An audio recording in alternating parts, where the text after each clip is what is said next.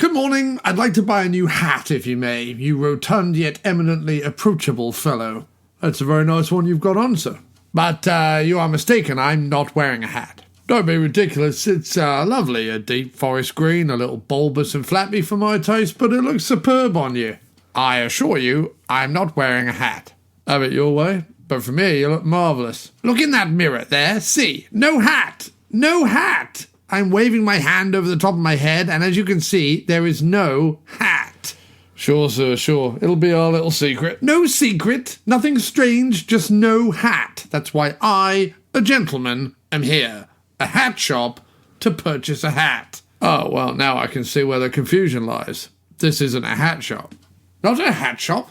I'm surrounded by hats. I was recommended this place by my good friend Alan, who said it sold lovely hats, and the shop is called La Boutique de Chapeau, which in French means the hat shop. Your friend Alan sounds like he's playing a prank on you, sir. This is no more a hat shop than I'm the Duchess of York, despite my childbearing hips and penchant for cream buns. If you knew Alan, you'd know he was no prankster indeed. He doesn't even like to buy slightly humorous greeting cards, and one time, when in Crete with Early for Pfeffernibble, he barely cracked a smile when he awoke one morning to find Early had died while masturbating in the broom cupboard. In fact, Alan was quite disturbed and humbled by the whole affair. But enough about Alan. How do you explain all these hats lying around and the name of the shop, which, if you've forgotten, is Le Boutique de Chapeau, which in French means the hat shop. Brexit? I would like to speak to a manager. You are a ridiculous person, and I want to spend no more time in your presence. I am the manager, sir. Well, then I'd like to speak to the owner. The owner? Yes, that's right. The owner. Oh, dear. What? Oh, dear, oh, dear, oh, dear. What? Well, the owner doesn't like to be disturbed, sir. He is an intensely private man. He's also part horse. What are you blathering about? Part horse? It's true, sir. The owner of this shop, La Boutique de Chapeau, is a centaur. Right, that's it. I'm leaving. I would, sir. It looks like rain. You know, I would have spent a lot of money on hats in here. That would be lovely if we were a hat shop, but alas, as I have been trying to explain, we are not, sir. Just out of interest, what do you think you do here? Why must everybody ask that? Oh, I don't know. The name of the shop, La Boutique de Chapeau, as I've explained multiple times. The abundance of hat-shaped products everywhere. The smell. Oh, you noticed that then, did you, sir? It's hard not to be honest. And hard not to smell like that when the owner is, as I've explained, part horse. That makes some sort of sense, I suppose. Anyway, what is this? What do you do here?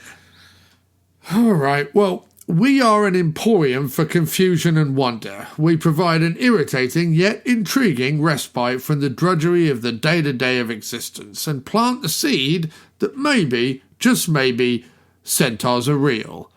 All of this so that the annoyance and despair of religion, politics, protests, social media, celebrity chefs, singing competitions, daytime television, that thing Adele does with her mouth, babies, children, teenagers, people in general, really, those that own boat shoes, those that own salmon-coloured trousers, the people that spell their names with unnecessary Y's in them, Eric Stoltz, the way Piers Morgan smells, the way Piers Morgan eats, really Piers Morgan in general, the colour olive green, and any other number of things that might disgust a person in a day is washed away for a momentary second and replaced with an interaction that is decidedly unpleasant but ultimately curious.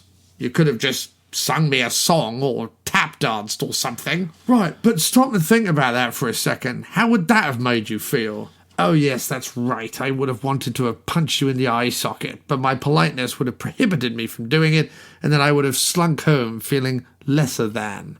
Well, precisely. Other people's positivity and joy is simply a reminder of how little you have of your own, whereas questions about centaurs, well, that's just something everyone can get behind. So, can I see him then? See who? The centaur. Well, of course not. That would spoil the surprise. What surprise? Exactly. Right. Good day, sir. Kindly please leave now. But Really, you must leave. Now look here. All right, put these headphones on then. Why? because I have something for you to listen to that will either explain everything or leave you more confused. What is it? The After Movie Diner, sir. It's all right. I'll leave. Too late!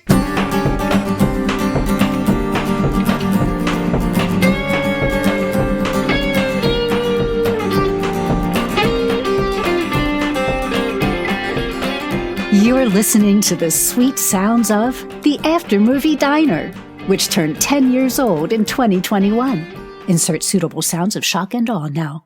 If you enjoy the show and have pursued the recommended treatment from your medical providers, why not support the show on Patreon over at patreon.com/aftermoviediner. You can also donate to the show directly at aftermoviediner.com. Rate and review the show wherever podcasts are found, and rating and reviewing is possible. Even a 1-star review provides useful insights on exactly the sort of petty-minded and wretched individual who negatively reviews free entertainment they do not need to be consuming. And now, try to contain your outrage and yawns. Here is your host, John Cross. Yes, I am John Cross, and no, I will not play with you and buy you lollipops. You should really know better at your age, Prime Minister. And now, without further need of a fluffer, it's the voicemail segment. Voicemail, a voicemail, everybody leave us a voicemail. A voicemail, a voicemail, won't everybody leave? Get out! Voicemail, voicemail, please everybody leave us a voicemail. They say voicemail, voicemail, now everybody leave. Get out! Jeff, you loiterer. Hello, my name is Maj. I'm calling because the missus and I, we're going to see a movie this week, and we thought we would, we're looking for a place to go for maybe some drinks and some food after. And I saw your establishment online. Seemed like the perfect fit. I mean, you call yourselves the After Movie Diner, which is just perfect. The problem was I was looking at the Yelp reviews, and one of them really gave me pause. A gentleman who tried the lamb vindaloo, he said, and I quote, "My ass is on fire, don't eat the food." Now, yours truly is a huge fan of lamb vindaloo, and, I understand that there is a certain amount of anal inflammation that comes because it's known for being a very spicy dish. The problem is, of course, the missus and I, we don't get out that often, and you can imagine if I'm pissing out my asshole, that could really cause some problems, especially if it involves some flaming sensation in the rectum area. It might kill the mood. So I was wondering if you guys could maybe, tone down a bit on the spice for the lamb vindaloo. All right. Thank you very much, and hope you have a great day. Hi, this is Michael Allen Fitzgerald. I'm pretty much just calling to hear the voicemail message, which has already brightened my abysmal day, and also hoping there'd be a clue as to another insight into your script in progress. Other than that, thank you. Bye. This is Matt Farley of Moturn Media. Just wanted to let you know I love the new voicemail segment. I love the theme song. It's really fun to hear all the callers. I hope it keeps coming. And movie recommendation, Mystic Pizza. I watched that again recently and had a delightful time. Mystic Pizza. Sorry, I'm laughing at the outgoing message, but hey, it's a moderner from Twitter. I was going to say a movie recommendation is Waking the Divine, one of my all-time favorites. About a lottery scenario gone awry and a town coming together. It's just a great movie. Super fun. Watch it with the family. Watch it with anyone. It's a great movie. Waking the Divine, After Movie Diner. Have a good one. Voicemail, a voicemail.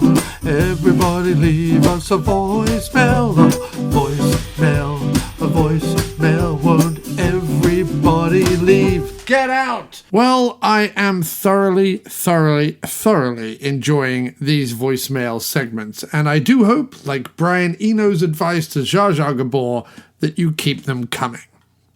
If you wish to send us a voicemail, you can by calling the telephone number 347-669-0053.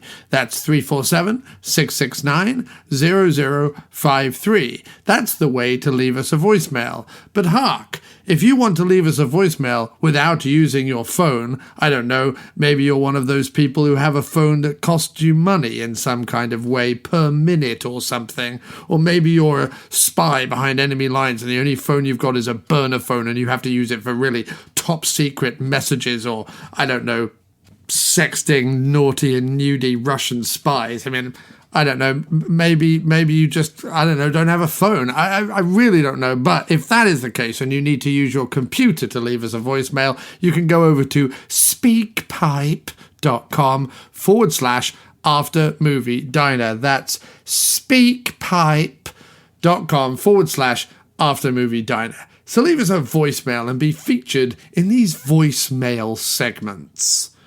And so, our guest on this week's show is the same guest that was on the show about 3 episodes ago. In fact, this is a part 2 of sorts. Not a number 2, and definitely not a 3, but a part 2, and since we last had him on the show, the world has shifted on its axis by about an inch. The trend in shoes is now to just be about 1.5 feet shorter. Belts are in, but not wide belts. Hair is so last year. Moccasins are making a comeback as food for poor people. Parts of Mississippi have been painted yellow and feature clog dancers performing violent reenactments of early Ellen shows. And everyone still really, really hates their own children. Except, luckily, our guest, who loves his and is mildly indifferent on everyone else's. That's because he's a much better man than I'll ever be. It's the one, it's the only, it's Scott Toomey, ladies and germs.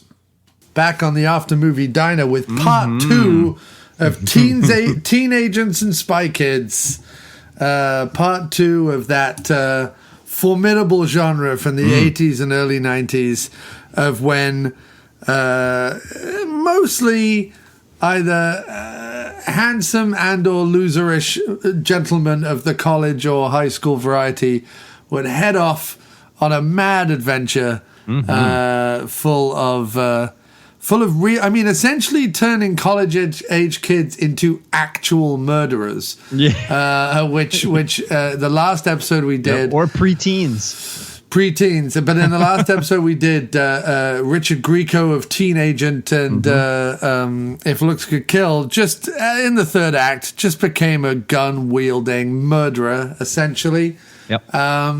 And likewise, in one of 2 of tonight's discussion movies, Never Too Young to Die, Stamos.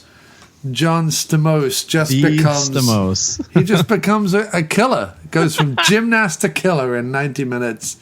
Whereas the other one that your pick for the evening, Gotcha, has a very clever workaround for the college-age kid not becoming a mass murderer. Yes, sir. So we can get into that, but that's very exciting. How have you been, sir, since last we talked? Get the listeners up to speed with everything in Tombsland. I mean, I've been good. It hasn't been that long. No. Like yourself, I got a little haircut today, so I'm nice. Rocking the shorter do. Yeah, we got the old do's going. Yeah. Not a heck of a lot, friend.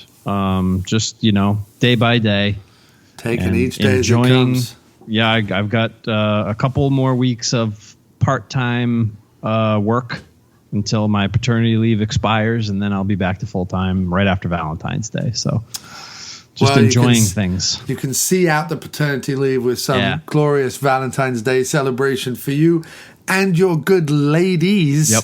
Because there are now multiple ladies in the Toombs household. I'm surrounded. And it's phenomenal. I was just saying to Kim the other day, most of my friends, like when I run through all of my friends who have had children, and there's at this point, we're all hitting our middle age. So at this point, a lot of us have had the kids. Almost all daughters, sir. Lots of daughters. So we've got a strong generation of women coming up behind us. And I don't know about you, sir, but I couldn't wish for a better thing than a strong generation of women. Let's get these men off the throne, yeah? Exactly. No, I couldn't agree more. I'm excited for them to take the reins after we're all gone and forgotten. Exactly. I'm very excited about it. But yes, damn near all of the friends I have had females, which is fantastic. And then even some of Kim's friends, they've had like a boy and a girl. So there's always a girl in the mix. Yep. So a lot of my friends have had daughters too. I got two high school buddies, both had 2 daughters. I had two daughters, and then most of my other friends, a boy and a girl, and so good even mix. It's good, man. Hopefully 100 years from now, shit may have changed rather than the constant struggle we find ourselves in. But that's good, man. It needs to change. Yes, it does. Scrape us away. Well, not us necessarily. I mean, we're good dudes. Don't scrape us away. But there are other dudes out there that probably need to be scraped away. But not the 2 gents we're going to be talking about tonight. Look at that segue right there. Perfect. These college-age kids turned super spies. Well, no, one turned super spy. The other one turned reluctant. What is he? Co-spy? I don't know. I guess, yes. I guess you would say reluctant accomplice is the word I was looking for. Yep. If my middle-aged brain wasn't kicking my ass, thesaurus style.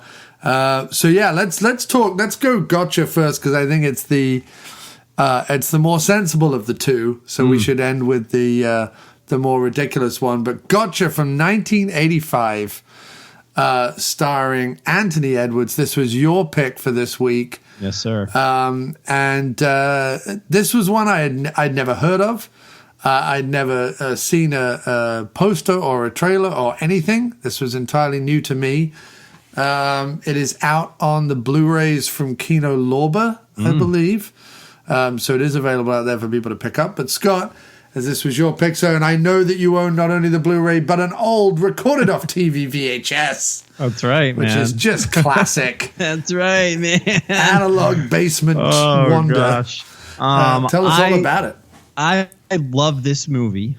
I want to say the first time that I ever saw it was my family used to get together with another family in town for pizza nights on like Sundays when we were kids. I probably couldn't have been older than 10 or 11 or something like that. And one night this movie came on, and all I saw was this kid running around with a paintball gun in the beginning, and then the parents turned it off because that was enough. Yeah. And then I think it was just another one of those movies that just kind of popped up on network television, one of the local Boston, TV stations.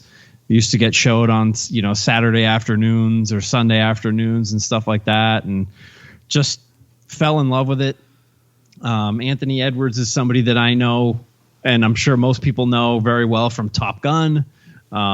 His 7-season stint on ER, which is one of my favorite TV shows of all time. Of course. And, Revenge of the Nerds, of course. And there's a little bit of a connection in this movie that we'll talk about later between he and the director. Yeah. Canoe. Yeah. And it just like If Looks Could Kill or Teen Agent, this movie popped up at a time for me when I was just starting to get really heavy into spy movies and espionage thrillers and stuff like that. So the VHS recording that I had, I taped it off a TV in 1995 when I was 14 years old, which was right around when this was, this obsession for me was kind of picking up. Yeah. So, and I told you that I texted you the other day, actually. So I watched the Blu-ray a couple of weeks ago just to prep for the show. And then last night things were kind of slow at work, and I had my recorded VHS copy with me at work. Because he never goes anywhere without it, ladies and germs. That's what happens. And I have a little tube TV and VCR set up on my desk at work. So I popped it in, and this particular VHS tape has Gotcha taped off TV. It's got Superman the movie taped off TV, and it has Krull that I think I probably taped off of like HBO. Oh, you must have done it on long play to get those three mighty movies all on one VHS. It's true. Back in the day when they were like, turn a 2-hour VHS into a 4-hour VHS by using long play, and everyone was like, oh. I think I utilized long play quite a bit. Yeah. Didn't we all once we got into movies? Yeah. And so let me ask you, commercials or commercial free? Yep. No, this Gotcha has commercials. I don't know if Superman's got the commercials in it or not. I might have stayed up and paused it when the commercials came up. And Kroll was off HBO, so there was no commercials for that. But yeah, no, this Gotcha's got commercials. I taped it off of TBS. Oh yeah, TBS in 1995.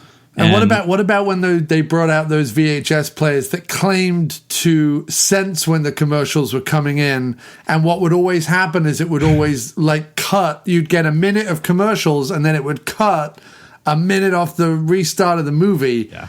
And you would try it once or twice, and you would go, choices! Yeah. Like it never worked. Nope. No, for me, it was either just record the whole thing with the commercials, or sit there and watch it and pause it every time a commercial came on. And it was like an acquired skill to be able to feel when the movie was going to start again. This commercial, I think. Oh, this one ended on an interesting feeling. I think I'm going to hit record again right here, and the movie would start. And it was just over the years of recording movies off of TV and TV shows and stuff like that. I think that was a skill that you just kind of developed. Developed, yeah. Because there would either be a momentary the commercial would either momentarily freeze frame, very slightly freeze frame before it went to the movie, or and we used to get this in British TV, but not all the time. I think on ITV. Which was a third channel back in the day, there used to be a couple of sometimes, and you could only see it on certain monitors, but a white and black line right up in the top right hand corner when it was about to go back to the movie. You would just see a little bloop, right in the top right hand corner, little white and black line, and sometimes you could just there we go. I don't know if anything. I don't if that existed over here. I never noticed it. That was terrestrial, though. It wasn't cable. I'm talking beamed through the sky like magic. It's funny because I can cable end is a cable. I go, well, it came through a cable. That makes sense. But terrestrial TV, when it's beamed through the air and bits and I'm just that's magic. That doesn't make any sense at all. It's I'll understand phones. I even understand smartphones to some extent. Sure. But fax machines, I put a physical piece of paper in a thing miles away, and that paper comes out. I'm talking about 1990. I'm not talking about fax machines now where they end up on your computer screen. But in the 90s and 80s, when a piece of paper would come spewing out of a machine in your front room, and it would have drawings and writings, and you'd be how does that even work? It's some kind of majesty. They've never topped that for me in sheer excitement. The very slow paper coming out of a machine making a high-pitched whine. So Gotcha starts, and Anthony Edwards is part of a college group that are playing the game Gotcha with paintball guns, which IMDb trivia tells me, and this is just another thing that blows my mind about American college life, that this was a real game that people played on campus. Yeah. So I mean, it had we actually, so obviously we didn't play it with paintball guns, but we did when I went to college, we did play a game like it. I can't remember. It's had a bunch of different names. There are multiple different names. Yes. Yeah, I want to find somebody who actually played it with paintball guns on campus. I can imagine ruining all those clothes that you don't have the money to replace. These aren't the paintball guns we know today. These particular guns that they use in this movie, this movie was really was really the beginning of the paintball thing. Yeah, they claim it's the first ever filmed production to feature paintball. That's what they claim. And the guns that they use were actually used in the tree service. Right. The guns were used to mark trees in the forest to be cut down. Yes. And then whoever these people were, I don't know who they were, decided that they were going to, maybe we can shoot each other with these and make a fun game out of it or something. So, yeah. But, madness. Yeah, I've been trying to acquire the exact model paintball gun that he uses in the movie, and there is one on for sale on eBay right now for about $275, and I can't part with that much money, but I really want it. and have wanted it since I So was a anyone teenager. listening, if you have that kind of coinage just lying around, get it for me. maybe we have a secret millionaire listening to the show. Wouldn't that be nice? Who's just like, I'll throw Scott some shekels and buy him a 1980s paintball gun. I'll put it up in my basement down here. From the Forestry Service. Does it come with cartridges? Like, does it come with the ball, the actual... No, I don't think so. I don't think so. It said the ad says that it's from a paintball museum or something like that. So I don't know. So yes, it goes by many different names: Assassin, Killer, Elimination, Paranoia, Juggernaut, Assassins, Battle Royale, Circle of Death, and Chaos, spelled K-A-O-S, which stood for Killing as Organized Sport, which has some real dark connotations to it. Also, I have to honestly say, like, it's, I mean, having lived in the States long enough, I realize that this stuff is just at this point commonplace and you guys are all just weird. But after something like, I don't want to bring up, bad news, but after something like the Kent school shootings in the 60s, one would imagine that guns on campus, even paintball guns, would have just been a big no-no. I mean, not to mention then the proliferation of, and I don't know what it was like in the 80s, but certainly the last 15 years I've lived here, every year there's multiple school shootings. So the idea that there would be paintball guns just running rife, and I understand it's paintball, it's not real ammo or whatever, but difficult to tell the difference at a long distance. Yep. You know what I mean? Yep. That's why I want to find somebody and see if there is somebody that exists that actually played this game on a college campus with paintball guns, or if it was just done for the movie. Because were they done? What did you play? Was it more like Nerf guns or rubber sticky? Actually, when we played it, it was more like tag. Like you had to kind of sneak up on the person and tag them. But you could use Nerf guns and stuff like that if you wanted to. Right. Yeah. Or like sticky darts or something. Yeah. I mean that's incredible. There are many universities. I mean, and again, I don't know. So if you are at a university in the United States, you're listening to this show right now, let me know if this is real, because I don't think they do it anymore. That many universities actually have a gotcha guild or a club or society that coordinates games for its participants, almost like the opposite of the Dead Poet Society. Instead of, I don't know, dressing up in makeup and reading poems in the woods and dancing around a fire, these guys are just wantonly trying to attack each other. Because it's not just certainly as the movie opens, it's not just the idea of being hit with a paintball, which bruises and causes damage to your clothes and goodness knows what else.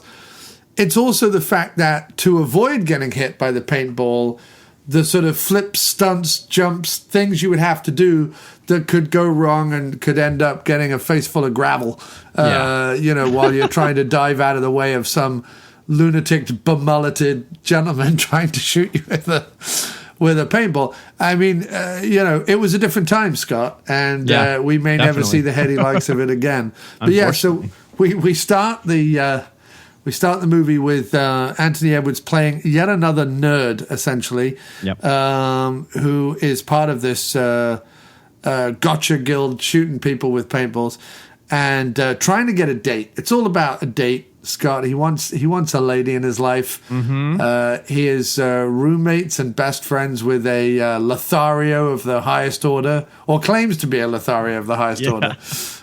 He often doesn't quite succeed, but an Italian gentleman, is that right? No, South American gentleman, right? Or I don't know how to say his first name. Zhu Garcia from, other people would know him from Nightmare on Elm Street. He played the Tina's boyfriend at the beginning of Nightmare on Elm Street. Yes, that's right. And his name in the movie is Manolo, which is a fantastic name for a real smooth operator. It is. No, he's Manolo, the real smooth operator, and I forget where he's meant to be from. Is he meant to be Mexican, or is he meant to be? I think he is. Yeah, South American. It's filmed in Los Angeles. So you got to imagine, right? Yeah. Yeah, and they it seems like they know each other pretty well too. So maybe they even knew each other before they got to college. I'm not really sure, but yeah, they've been friends for a while. They're both roomies, and also it's hinted at one point in the movie that not only is Manolo part of a gang, part of a sort of street gang, a Mexican street gang, car gang, whatever you want to call it, but that Anthony Edwards was also at one point part of that gang. Okay, I don't know if I ever picked up on that. Because he says once a part of the gang, he said you may be out of it now, but once part of the gang, always part of the gang will help you out. Like later on when they get their cars to block off the CIA dudes, he says in their room, once part of the gang, always part of the gang. And I'm like, wait, I want to know when. I thought he was talking about himself. Because Anthony Edwards asks him, are you still a homeboy? And he said, yeah, you're in a gang for life. So I think he was talking about himself. Oh, yeah, that makes more sense. No, that makes more sense. It's like, I don't know that. I wanted a prequel Jonathan Moore is where pasty white Anthony Edwards was part of a Mexican street gang. Yeah. Okay, that makes more sense. That makes more sense. So Manolo, it sounds like, probably grew up a little rough and ready on the streets. Yep. Whereas Anthony Edwards is white bread all the way. Oh, yeah. Yeah. Alex Rocco is his father. What a fantastic cameo. Who doesn't love the Rocco?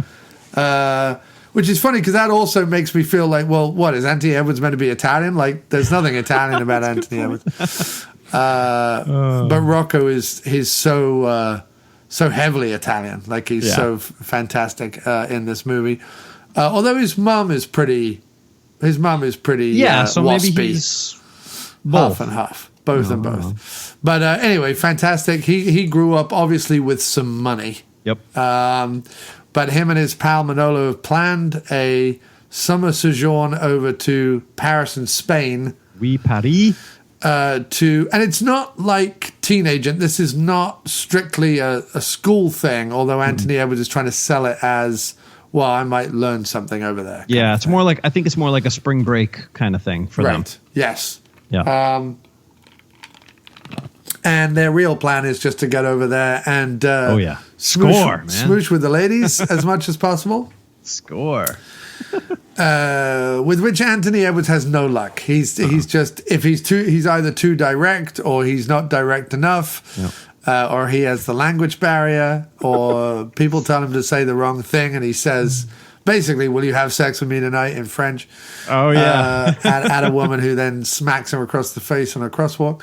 Yep. But we take them to France, and there he meets Sasha, played by Linda Fiorentino. The sultry Linda Fiorentino. Yeah, with the pre-manic pixie dream girl haircut. Yeah. Like she's ahead of her time, like probably 18 years. It's she's got the little I tell you what she's got. Like a boy cut. She's got the Bridget Fonda in Single White Female cut. That's what she's got. Definitely. Or the Demi Moore in Ghost. Yes. The Demi Ghost haircut is what she's got. Yeah. Maybe it's not the right way to say it, but it's, in those days it would have been described as a boy cut. Yeah, right. Yes. Cropped short, and she shows Anthony Edwards the ways of the woman and of love. And of cycling and sightseeing. I have to say, before we get any further, I have to say that one of my favorite scenes in the movie is Anthony Edwards' interaction with the waiter. Yes. In that restaurant. Definitely in that. No, we'll get to discuss various things. Okay. I just want to quickly get the plot out of the way. Yeah, so Sasha turns out to be more than you would expect. The journey takes them to East Berlin. This is one of the four movies that we did. This is the only one that specifically references the Cold War, although they all have Cold War influences because it was the height of spies and daring do, especially in movie land. But this is the only one that specifically and indeed filmed as close to East Germany as an American film company could get back in the day. And I wouldn't say hijinks ensue because it gets rather serious, but some Russian operatives are on their tail. He manages to escape the East, gets on a plane, flies home, thinks, that's all over and done with. But no, the Russians have followed him to California, and it's all exciting for the big full showdown on U.S. soil.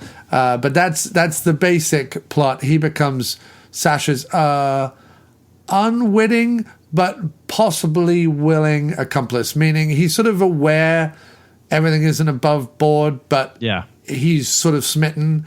And he also thinks that she is sort of honorable up to a point until he realizes the twist at the end of the movie. But yeah, and he secretly, you know, this is kind of something that he's, you know, it's gotcha come to life for him. So. Yes, it's in his wheelhouse to some extent, although not maybe to the extent that he would hope. Oh yeah, having to jump from the citadel into the what? The moat. You jumped in a moat? Yeah, jumped in a moat. He's on drugs. He's on drugs. Why is my Nikon all wet?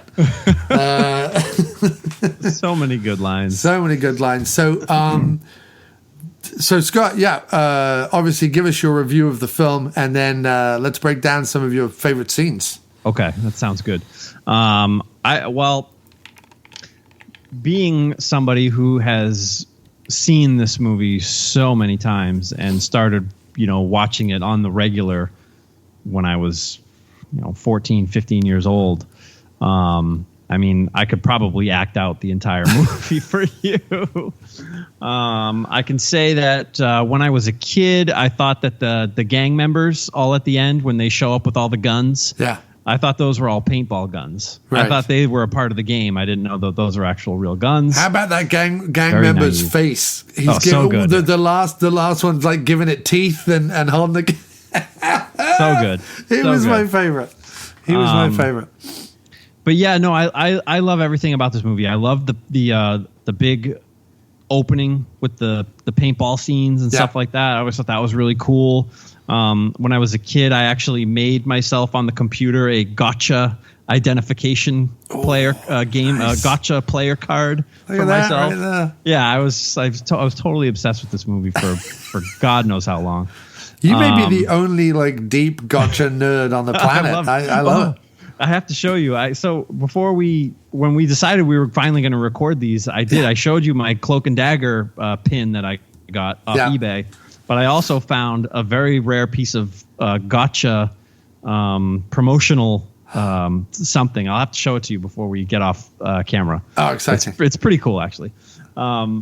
So yeah, I mean, I got really into buying VHS tapes when I was in college. I started going on eBay and buying stuff that was out of print. This was one of the first ones that I bought.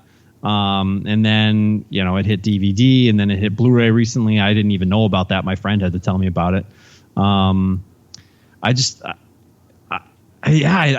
know. I can't explain why I love it so much. I mean, we all already know that I love this genre of teens or kids getting wrapped up and embroiled in an espionage, you know, thriller type ordeal.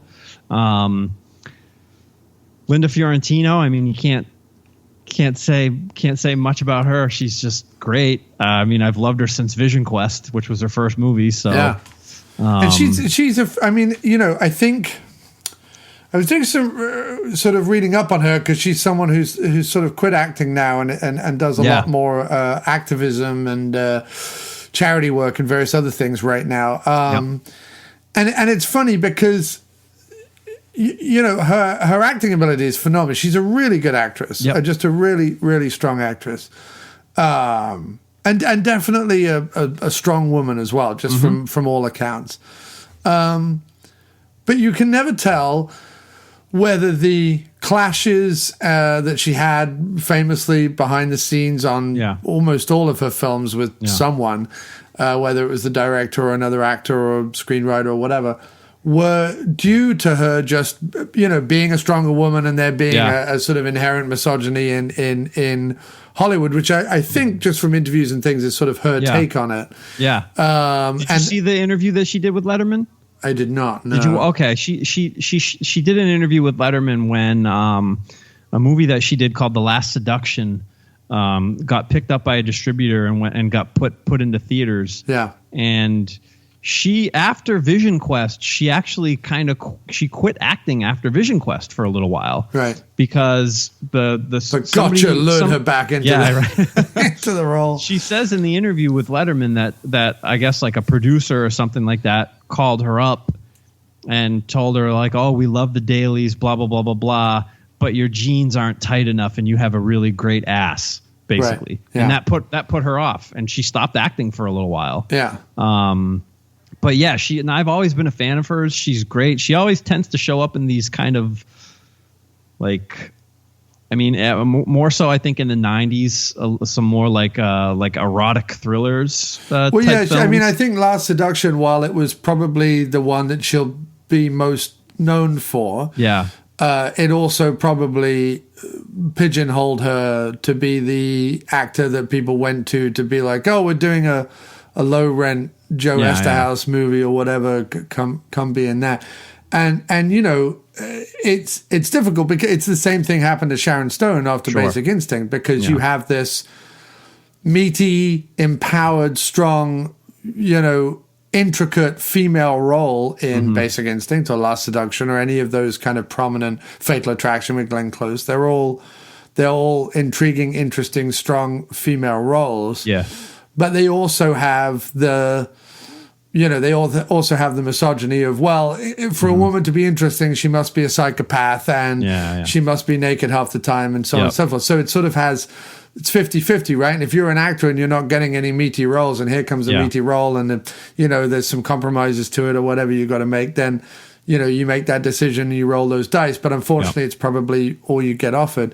You know, she does some action roles. She's in some action films. She's most notably also in Men in Black, which apparently she won from Barry Sonnenfeld in a poker game, apparently. That's great. She won the role in a poker game from Barry Sonnenfeld. But no, I think where I get the disconnect is the fact that she also got shitty with Kevin Smith. And I get Kevin Smith as a polarizing figure. Sure.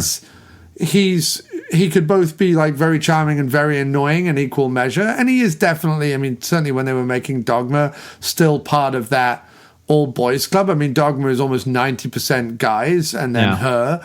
So I can only imagine that she probably felt like, oh, Jesus, more guys making dick jokes. You know what I mean? It must have been annoying.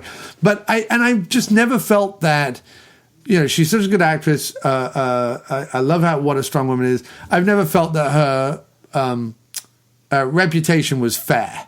I always feel when I hear a reputation like hers, unless there's something I can really pinpoint that warrants it, it's probably men, you know, not being able to handle like a strong woman. Yeah. The other actress I think of is who has this reputation is I'm going to forget her name, but Officer and a Gentleman. What was her name? Yeah, for Urban Cowboy. Yeah, I'm going to forget her name now. Yeah, me too.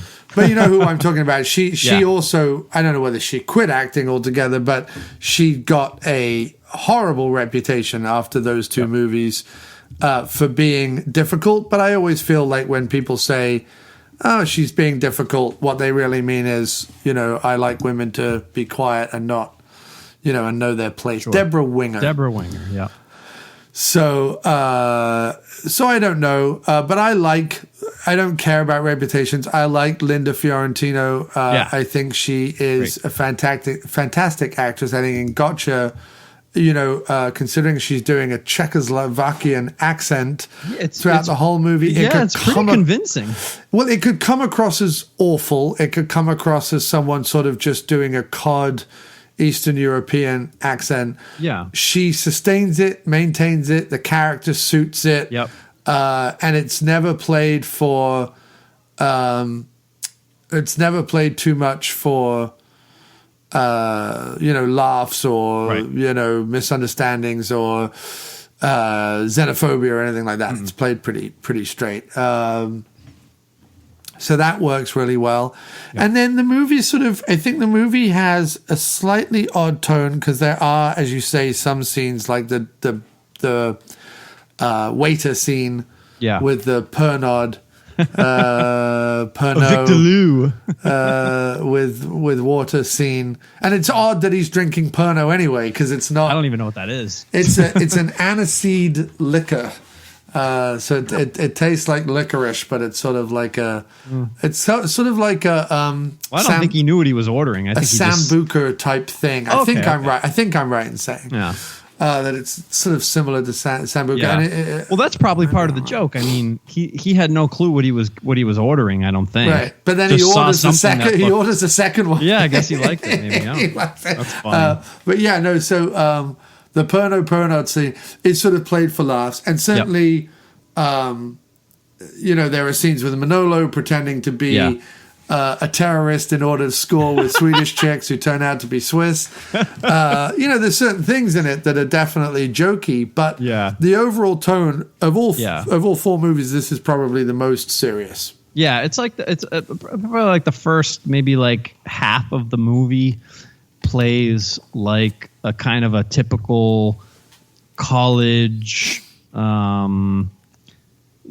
Tomfoolery type of not sex comedy, but like kind of borderline. Like he's just going. They have the scene in his class where he says it out loud. Let's face it, I'm never going to get laid, and everyone in the class hears him. You know what I mean? So I think it kind of leads you to believe that maybe that's the kind of movie that it's going to be. But then when it takes that turn to being I think a pretty cool little espionage thriller, little Eastern European thing. Yeah, kind of takes you by surprise a little bit. Well, not unlike in From Dusk Till Dawn.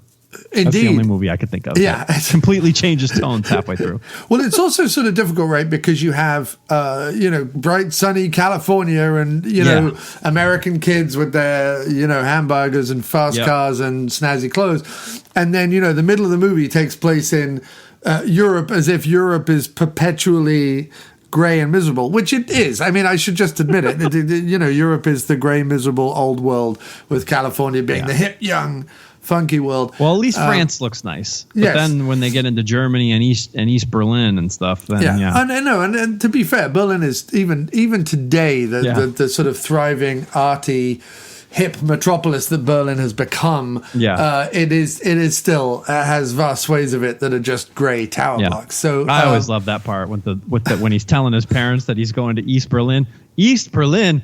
I don't think you want to go there, honey. But it's difficult because I think the scene's changing so much. I found the middle section of the movie, while I enjoyed the whole thing, definitely enjoyed the whole thing. The middle section of the movie has some slow parts in it, which I think. The relationship building between the two of them, maybe the lovey-dovey stuff. Well, no, I didn't mind that because they had a wonderful 80s montage of the cut between learning the lessons of love. I'll just put it that way, Scott. I'll put it politely that way. Learning the lessons of love with wonderful like bike riding along the Seine and picking flowers and wandering through French markets and giving each other bread and baguettes and things. It was all very that was all very fun. No, I just think if I was again, I don't have the nostalgic or even the kind of history with the film, and it's interesting because I've been going along this journey recently, especially since starting 22, and I keep mentioning my review of Ghostbusters Afterlife because what I was trying to get at with Ghostbusters Afterlife was sort of saying, well, I'm going to leave certain things there, and I'm accused very often of sort of nostalgia mining or only loving stuff because of its retro nature or whatever. But that's not true. I watch a lot of new movies and I also go back and watch a lot of movies that are new to me. Sure. And Cloak and Dagger was one because it's like, I didn't like Cloak and Dagger because I had some nostalgic memory of Cloak and Dagger. Right. I watched it as an adult the first time. So, but then there are other movies that I think benefit probably slightly just from that history of it. So coming to this movie, I can't say it was the resounding success that Cloak and Dagger was. So sure. I don't mean to, but I enjoyed it. I definitely enjoyed it. It's definitely like a strong, 3.5 out of 5 kind of movie. And I definitely could see why you loved it. Like, and I could see that if it was one that I'd watched throughout the years, it would have kind of built that reputation for me. Because, every few minutes in the movie, there's like another like, oh, wow, okay, they're putting something different in there. There's a bit of comedy here. There's a bit of spy hullabaloo. There's, a nice gag at the East German border with the same woman at different windows where he goes to get out of the country, and she's like, your visa expired 4 hours ago, and he's like, but I'm leaving. She's like, you need a new visa, window 2, and he goes down to window 2, and it's the same woman, and she's like, yes, can I help you? And he's like, I was just, those kind of things, they're like really nice. They're like neat little gags. There was always something to kind of keep me entertained. I just felt overall it could do with just a tightening. Not there was nothing I would lose specifically. Yeah. It could just to keep it rolling along. So you kind of had first act California, second act Europe, third act California. If you sort of kept it moving along, and I also think that probably a second watch of this movie would be much better because I'll know what's coming. I think with this one, the first watch, you kind of get 45, 50 minutes into the movie, and you're like, well, how are they, what's happening now? Because 50 minutes into the movie, he hasn't become, he hasn't started using his paintball stuff yet. He hasn't become a spy accomplice yet. Like, him becoming or utilizing his skill to kind of become the teen agent, that doesn't happen until the sort of third act of the movie when he kind of turns the tables on everyone else. And when that happens, you're back on familiar territory. You're like, off we go. Here we go. It's a teenage, thing, and it's action, and he's going to turn the tables and, whatever. But there's that bit sort of about 50 minutes into the movie, around the hour mark maybe, where you're just like, well, nothing from his side has happened yet. And because the movie does break with convention, and it does break with the other 3 movies that we've watched as part of this series. This isn't If Looks Could Kill. This isn't Never Too Young to Die. This is a real attempt at a serious story about these goings on, and with comments on communism in Eastern Europe and Russia and America and all that good stuff. So, and I just wasn't expecting that, I guess. So when you watch it for the first time, I think, I was expecting like, a kid who knows how to do paintball, goes to Europe, gets embroiled in a thing, and sort of, Richard Grieco's it or whatever. Like, I think that's what I was expecting. So with that expectation, and then the movie flipped that, and I was pleasantly surprised by that.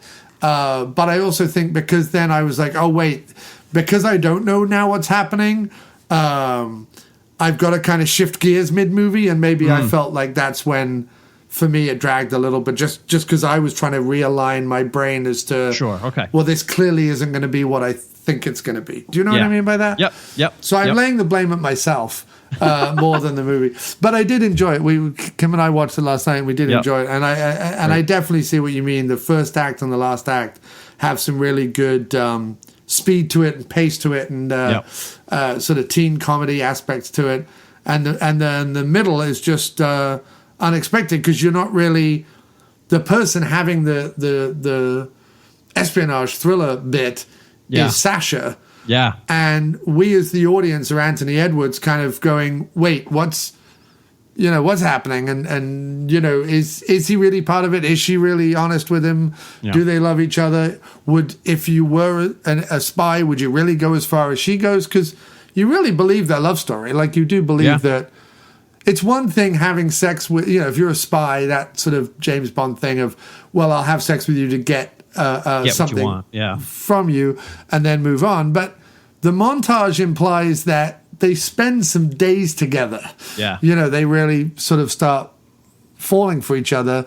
And you don't need to do that if your only plan is just to use him. You know what I mean? Yeah. So I feel like the movie was trying to sell me more on the love story, which I liked. But then that made it harder to be like, well, wait, what's happening with her then? You know what I mean? Right. But it was good. It was good. I'm glad you liked it. I did. I liked that. I liked Alex Rocco was fantastic. Didn't know he was going to be in it. Love Alex Rocco. Yeah, the parents are a bright spot for me. Oh yeah. What's the gag I texted you last night? Mom, Al. Yeah. That was that whole bit. There's some great. Don't say mom. Yeah. You say mom. You say Al, and then the whole thing comes out of my pocket. Yeah. I love it. You're going to learn a hell of a lot more working in the real world than you will chasing skirts around Pomona. Yeah. Pamplona, Pomona. I don't care if it's Cleveland. You're not going. It's out of the question. He's so good. Alex Yeah, Rocco it is. could read the phone book and make it funny. I love Alex Rocco. I did. I also. I think I mentioned it in the last episode, but when that he crashes into that car, because he thinks it's a KGB he thinks a Russian guy, spy because it's like I some thought he was KGB old from Russia. Yeah, he's a CPA from Encino. What are you, crazy? You're on drugs. Get yourself into a rehab. Puts cocaine on his cornflakes. Yeah. Oh, I love that he just runs off a whole bunch of stuff. He's just like, I've been freebasing. I've been, intravenously. I've been doing it. He just runs off any words he can think of that are to do with meet my connection. I also liked there was some very nice bits in the script where I got to think twice. Oh, so the Manolo and him back and forth about Manolo says something to him when he goes off to score with the Swiss chick. Yeah. And I'm forgetting it right now, but then Anthony Edwards repeats it to him back once he's learned the lessons of love with Linda Fiorentino, and it works really nicely. There's like a nice little callback, and I'm going to forget what the back and forth is, like 2 or 3 lines, and I remember what it is. Manolo is like she thinks I'm Carlos the terrorist. I can't be seen with a guy who looks like Bambi. Right. And then Jonathan is like, hey man, no offense, but she likes guys who look like Bambi. I can't be seen with Carlos the terrorist. Yeah, no, that's it. Right. I really like that. Yeah. And then at the end of the movie, so when they first meet Linda Fiorentino and Anthony Edwards in the Tabac or the cafe or whatever they're in Paris, he's trying to impress her. She sees through his lies. He tells her the truth, mainly because she's either being honest or she's trying to trick him. But she asks, "Are you a virgin?" He tries to play the big man and blah blah blah blah blah, and then she flips that on its head by going, "Well, actually, I like virgins." And she's like, "How old are you? Are you 20, whatever?" And he's like, "Oh, I'm 24 and I'm a big guy and blah, blah, blah." And she's like, "Oh, I like teenagers without hair on their chest." And so he has to go, "Well, no, actually, I'm 18." And it's good because it kind of flips it on its head. And you don't know. I mean, she may just be saying it to say it. She may be saying it to call him out. But she says, "That's 2 lies. Don't let there be a third." And then right at the end of the movie, when there's the twist, he's talking to Linda Fiorentino, and she's revealing, or she's lying to him and then revealing some truths about herself ultimately. And he's like, "There's 2 lies. Don't let there be a third." And it was just a really nice callback. So I like that when scripts do that. I like when scripts bother to have a couple of word plays that kind of, either reverse or are flipped. Later in the movie. So I thought that was really neat about the film. I liked that a lot. What else? I mean, I loved like all the fact that they bothered to get as close to East Germany as they could. And they were filming it right near the Berlin Wall. In fact, they had to replicate a small section of the Berlin Wall a few feet away because they weren't allowed to film at the real wall. I like the German punk gang. Yeah, I was just going to bring that up. That he gets in the van with. We love it. We love it. Yeah, they were all quoting Randy Newman's song, which is just fantastic. I like the policeman he meets outside the butcher's shop. He's great. When he's talking about the his girlfriend or whatever. I mean, all of that stuff was done really well. I just think a little bit of tightening and it would have been, it would have been a 5-star probably. Sure. But definitely worth of what is. Anthony Edwards always good bang for your buck. I never forget, like you, I was a fan of the early series of ER. And then always thinking, like, whatever happened to that dude? And then Zodiac shows up, and he's, like, amazing in Zodiac. And you're like, why is he not in 100 more things? You know what I mean? Why is Anthony Edwards not doing more things? So it is directed by Jeff Kanew. Not spelled how you would think, but Kanew rather than Canoe. Canoe, who is known for Revenge of the Nerds, and and this is interesting. He edited Eddie Mackon's Run, and wasn't that directed by? Oh, he also directed Eddie Mackon's Run as well. Okay, I thought that was okay. I'm getting confused, but okay. So he did Ordinary People as an editor for Robert Redford, and he's an editor as much as he is a director by the looks of it. But he did Eddie Mackon's Run with Kirk Douglas, Revenge of the Nerds, Gotcha. He did V.I. Wachowski. Oh, you like that one? Which is I've never seen it. It's just a movie. Oh, really? It's a poster that I've seen 100 times, and I never forget. I've never seen it either. I never forget it because I remember looking at the poster, being like, "Who would name a movie V.I. Watch?" Like, I couldn't even before I moved to America. I couldn't even pronounce that. English people can't say those like American Polish names. They just don't. Yeah. It just doesn't come out. That's Kathleen Turner, right? V.I. Shaw Ski. Like, what's going on there? Like, we can't say it. But in America, you're like, V.I. Wachowski. Yeah, you know what you want. Never seen it. I've seen the poster. I've seen the trailer a couple of times. I've always wanted to see it, but I'm like, what a terrible name for a movie. I just used to see it in the video store all the time. All the time. A real video store thing. So, and then after that, does a couple of things here and there, but a few Revenge of the Nerds Easter eggs. Yeah, and it's few Revenge of the Nerds Easter eggs in this movie. Gotcha, including the letters A-B. Yep. He's wearing a red sweatshirt with the letters A-B on it, which is when the guys throw the football through his window. The Alpha Betas. Send the bill to the Betas. Yeah. What's interesting? Go ahead. Sorry, I was just going to say.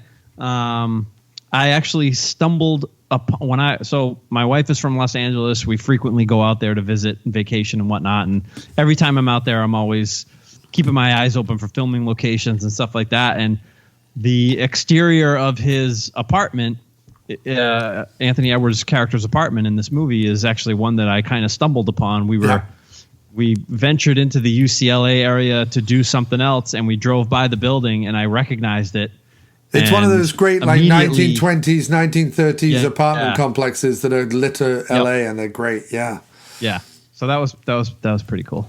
See, it's funny. Rather than, although I know that obviously those buildings are prominent in the film noirs of the 30s and early 40s, I always just think Roger Rabbit. Whenever I think of the that era of that Art Deco film noir kind of era of LA, I just think Roger Rabbit. I don't know why. Mm-hmm. Like, it's just, or more recently, I really liked the Perry Mason prequel that they did on HBO with that takes place in the 30s, I think, early 40s. Yeah, I forgot about that. I forgot they did that. I do have to make mention of one other movie that Jeff Canoe directed, and that's one of my favorites. I used to watch it constantly with my mother and my sister.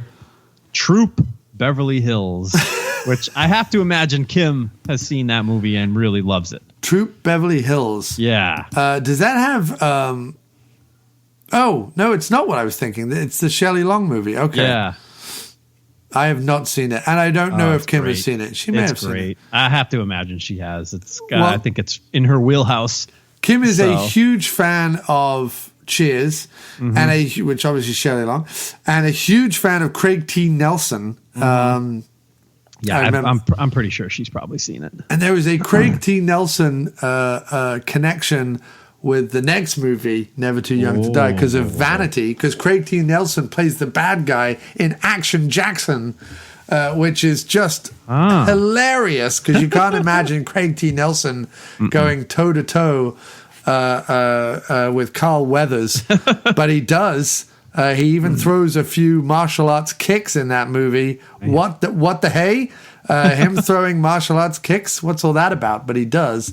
And of course, Vanity is in that movie as well, and co-stars in Never Too Young to Die, the following movie. What is interesting about Gotcha, sir, that ties in also to Cloak and Dagger. Cloak and Dagger, there was an attempt to, as we discussed last show, make a computer game that ultimately failed. And they only did a couple of Atari upright games, arcade games. Yep. However, Nintendo Entertainment System, according to IMDb Trivia, put out a video game of the movie called Gotcha the Sport in 1987, a couple of years after the film first debuted. Correct. And I want to say that I rented it one time to play it, and it was not very good. No, it's a capture the flag style game that was made in the shooter genre. I don't think anyone's ever heard of it. But interesting that while Cloak and Dagger is entirely about computer games, or at least the idea of the Atari computer games, you would think the perfect tie-in to do an Atari computer game. That one failed. They did not do that. Gotcha, on the other hand, Nintendo were all in on a video game of the movie. Heck yeah. Even though, as I say, it's a movie that you know and love very well. I'm sure it has its fans, but it's certainly not one that I'm aware of is in the zeitgeist of our generation. It's not like a Goonies or something that has sort of stood the test of time or gets mentioned frequently. It's, even something like If Looks Could Kill or whatever was something that, most people I've heard, discuss or know of that movie or aware of that movie. But, but also, I mean, it goes to say that this particular genre, while we love it and we know it, weirdly not a popular genre. Like these four movies we're covering, as I say, have their fans. People are aware of them. There's certain nostalgia connected to them. I'm sure everyone has at least one of them on a VHS they recorded off TV at some point in their lives if they're our age. But none of them were huge successes. None of them were box office successes. And none of them have stood the test of time in the sense of, a Stand By Me, Breakfast Club, you name your kind of coming of age drama movie, Goonies, Monster Squad. Any of those have kind of, are still as popular, whereas these were less than that. But that doesn't make a lot of sense considering how good they're all good movies. Like all of them have their thing, right? I agree. Yeah, I agree. I don't know. I maybe it had. Yeah, I don't know. I was going to try to explain it, but I don't think I can. I mean, it's each of the four films. The cast is fairly unknown. I think when you look at stuff like The Goonies or Stand By Me, the cast members of those films went on to do very, very large things. Yeah. I mean, even what's his name from Cloak and Dagger? What's his Thomas? Ian Thomas? Henry Thomas. Henry Thomas. He didn't really have much of a career past his younger self. Yeah. And then, Richard Grieco didn't have much of a career after, 21 Jump Street and If Looks Could Kill. And even John Stamos, who would go on to have a fantastic career on television. Yeah. The movie Never Too Young to Die, which he thought was going to springboard him into movie stardom. Franchise. Did not. No. So this is what you're trying to say is this genre that we know and love dearly is the death knell of a career. I guess. Did the kids from Robert Rodriguez's Spy Kids ever go on to do anything else? I don't think so. The girl maybe a little bit, but I don't know who the kid is either. Isn't the kid what's his name from the Twilight movies? No, I don't think so. I don't know. I have no idea. One of the key scenes in this movie, which I was like, I wonder how they're going to bring this back. And sure enough, they did, was the tiger sequence where a veterinary school at a middling American college in California, it's certainly Dean not Ulick. They bring in a fully live tiger in a cage, unsupervised. There's not even a zoologist there or a zoo handler or an animal handler or anything. Just a chemist who is about to explain the tranquilizer dart to everyone.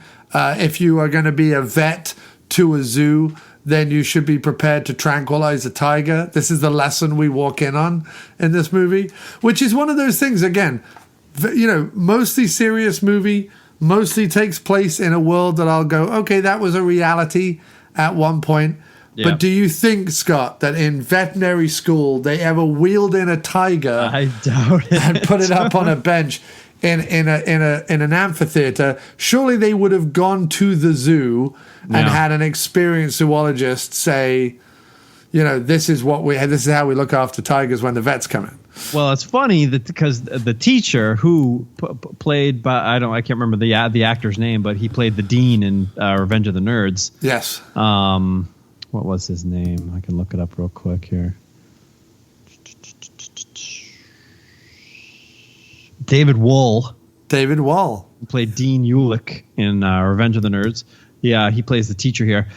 He actually says in the movie, normally we don't get a specimen of this caliber for a freshman class, right? But blah blah blah blah blah. Right.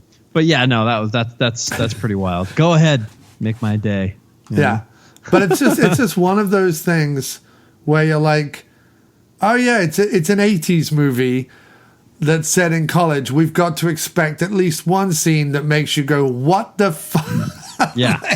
Yeah, of course. You have one scene that makes your head spin around and not have any idea. So the other funny thing too that I'm just realizing as I'm going through the IMDb credits is that Jonathan definitely has a type, because the two girls that he approaches on college campus are both beautiful, blonde hair, blue-eyed women. Yeah. And then he ends up hooking up with Linda Fiorentino, who's dark hair, dark eyes, completely different from what he was going for when he was at school.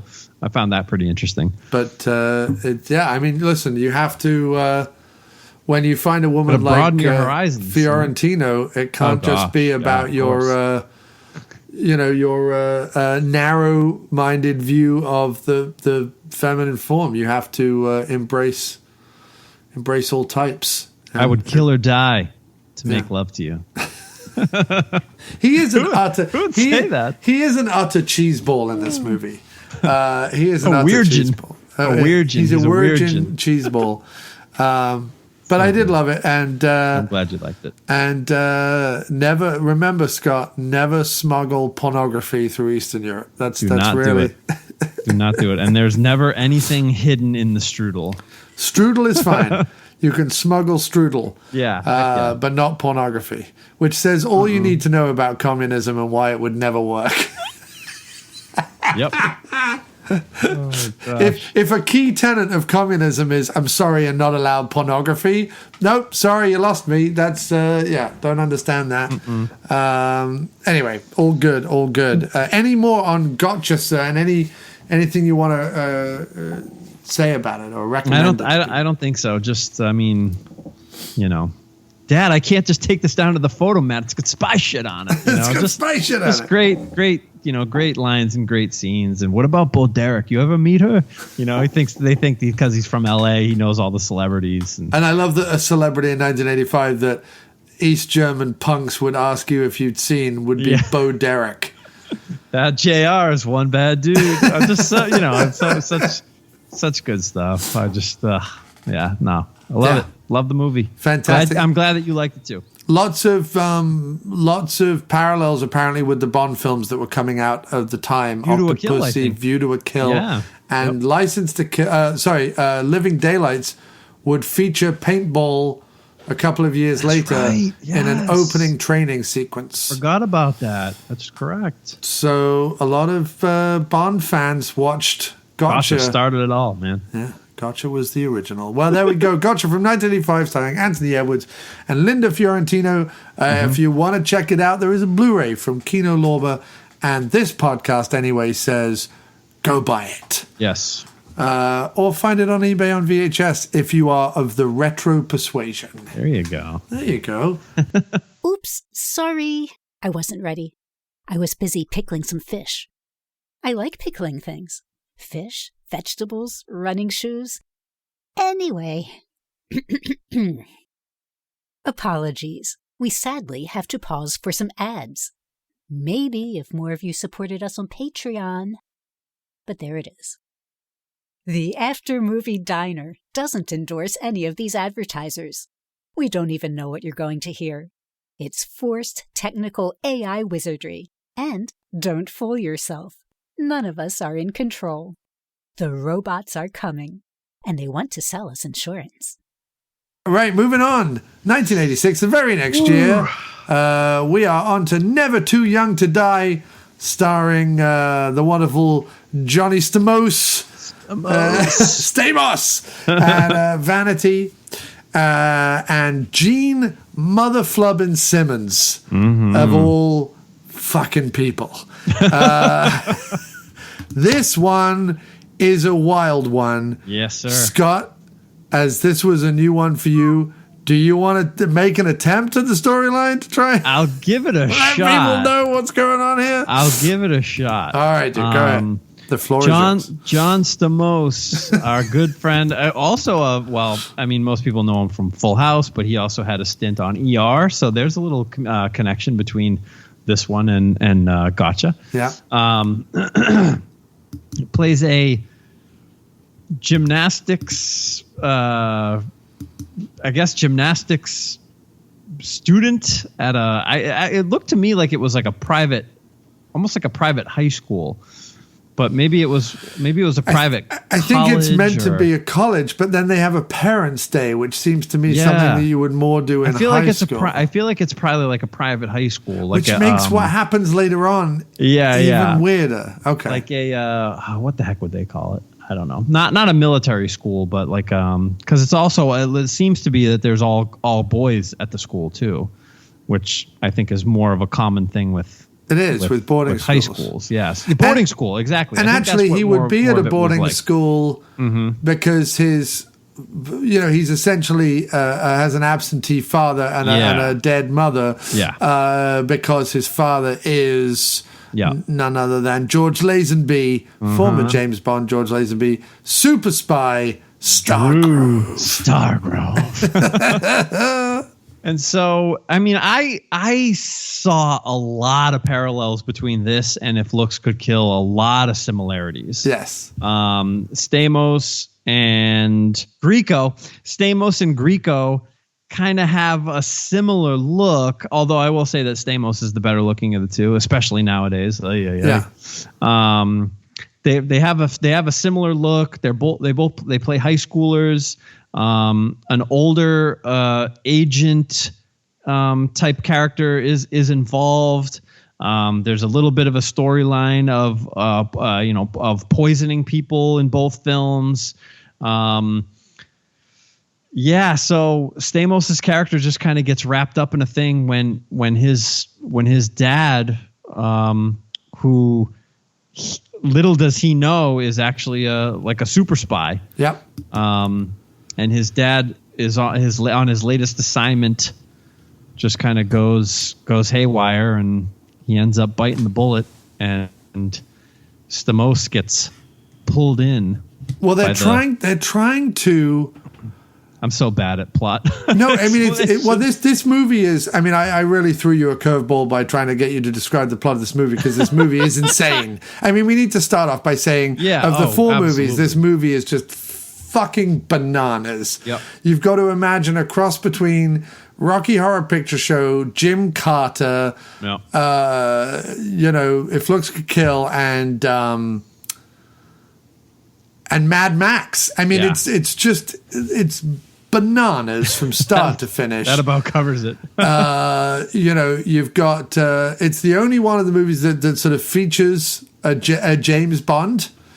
So Drew Stargrove is played by George Lazenby, the one-time only Antipodean Bond, the only time Bond has not been played by someone from the British Isles. He was Australian, Lazenby, back in the day, and never got a second part in Bond because he refused to cut his hair, and was also drinking too much and doing a lot of drugs. It also features a very small and random cameo by Robert Englund, who was just gearing up to be Freddy, right? He hadn't yet been Freddy. Is the first Nightmare 87, or am I wrong about that? I'm not sure. I feel like it was earlier than that. Oh, maybe he's already been Freddy then. Maybe it was 87. No, I'm wrong. Nightmare on Elm Street was 84, so he had already done. Okay. Oh, that's interesting. He'd already done 3 Nightmare on Elm Street. 2 Nightmare on Elm Street. He must have owed somebody a favor. Yeah, very odd that he would show up. But the 4 main players are John Stamos as Lance Stargrove, Vanity as Danger Deering, Gene Simmons as Velvet von Ragnar, which is the bad guy's character, and Peter Kwong as Cliff, who is awesome. You know Kwong from such classics as Big Trouble in Little China and The Golden Child, not to mention Gleaming the Cube, another lost classic of the 80s that also stars Christian Slater. Let's a quick little detour here.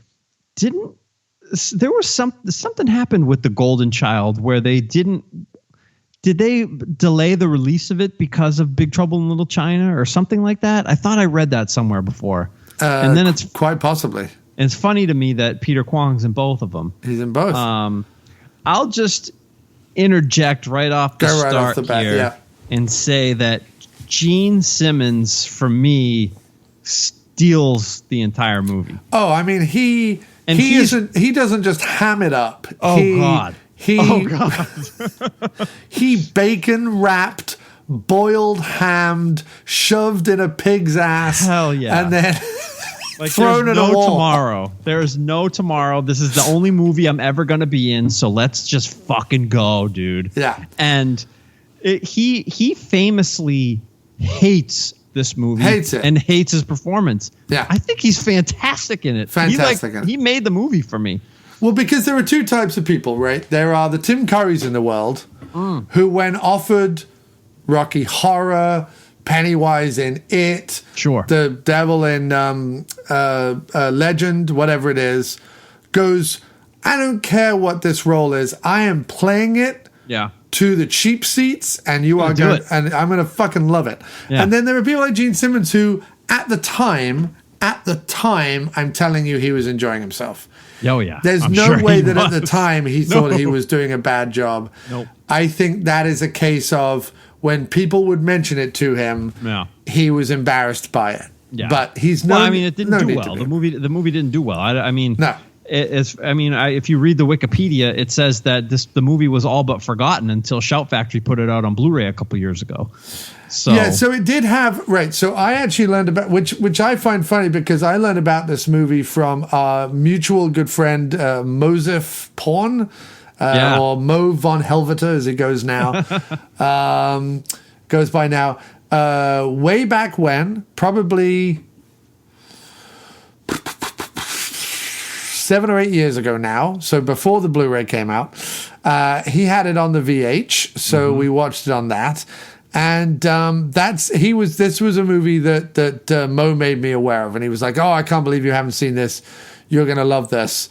And yeah, it's there's another world where because John Stamos has said about this movie that he thought this was going to be like the young James Bond. It was going to start a franchise. Blah blah blah blah blah. There's a world where they should have made it more of a young James Bond. In this movie, what they try and do is, so his college roommate, Kwong, is a gadgets guy, is always building like random gadgets. Yep. So that's where they get the gadgets thing into it. He has a love affair with Vanity in the movie, so she's the kind of woman, but there's no him putting on tuxedos and trying to wow other women and walking into a casino. There's no Bond structure to it either. They've gone, we need like a crazy villain, but no Bond villain is ever this, pantomimic and ridiculous. This is so. This is like the scenes with Gene Simmons as Velvet von Ragnar in this movie are like if Rocky Horror Picture Show collided with the pagan scenes in Dragnet, Dan Aykroyd's Dragnet. In fact, I think when we first meet him, that amphitheater is the same amphitheater where they filmed the Virgin Connie Swales attack in Dragnet, the famous Dan Aykroyd, Tom Hanks classic. that I love. But he has, so Velvet Von Ragnar is, by all accounts, an independently wealthy, but like later on in the movie, like he admits he's got lots of money and he's going to get lots more. I'm like, well, you already have lots of money. Like, what's all this about? He has no reason for doing it. He's going to poison the water supply of California for no reason. He is either helped or hindered in this by essentially like a kind of biker gang, but they also drive like these dune buggy style cars with skulls and skins and stuff strapped onto it, like they're Mad Max 2 Road Warrior guys. But this is meant to take place in, you know, a world where people do gymnastics in high school and have you know, Parents' Day, and no, this doesn't take place on like the moon or in the future or the post-apocalypse. So I don't know what they're doing. Were there a lot of gangs driving around California in Mad Max style dune buggies in '85? I don't have to ask my wife's parents. Yeah, maybe they were a part of this.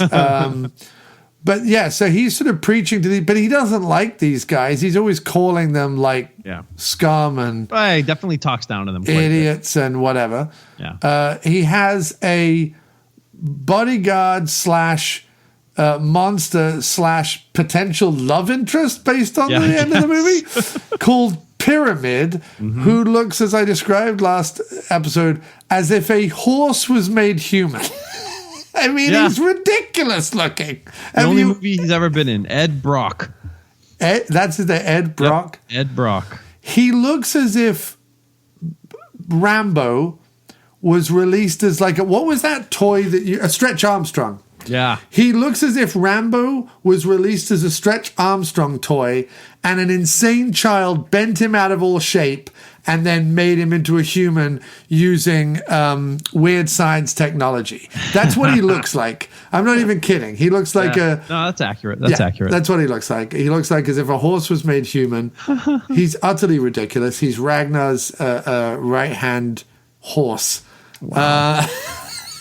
So the fact that Stamos and Vanity become lovers in the movie is made even weirder now by the fact that you pointed out that it's definitely a boarding school and not a college. Yeah. Well, maybe he's 18. I don't know. Yeah, but even then, it's like... It's borderline, isn't it? Yeah, probably. Because Vanity... Well, I mean, in Gotcha, Anthony Edwards, he's only a freshman in college, so he even says he's 18. And but he's 18 and she's 24. Sasha says she's 24. So hey, look at this, 2 movies where the tables have turned here. There's some credit rubbing going on by the ladies. A little bit. Because Vanity is a secret agent, not only a secret agent, but has been a secret agent long enough to have known his dad. So she's been in the what do they call it? The company. They call it throughout the movie, I think. Yeah. For a while. So it's all baffling. Ragnar's trying to...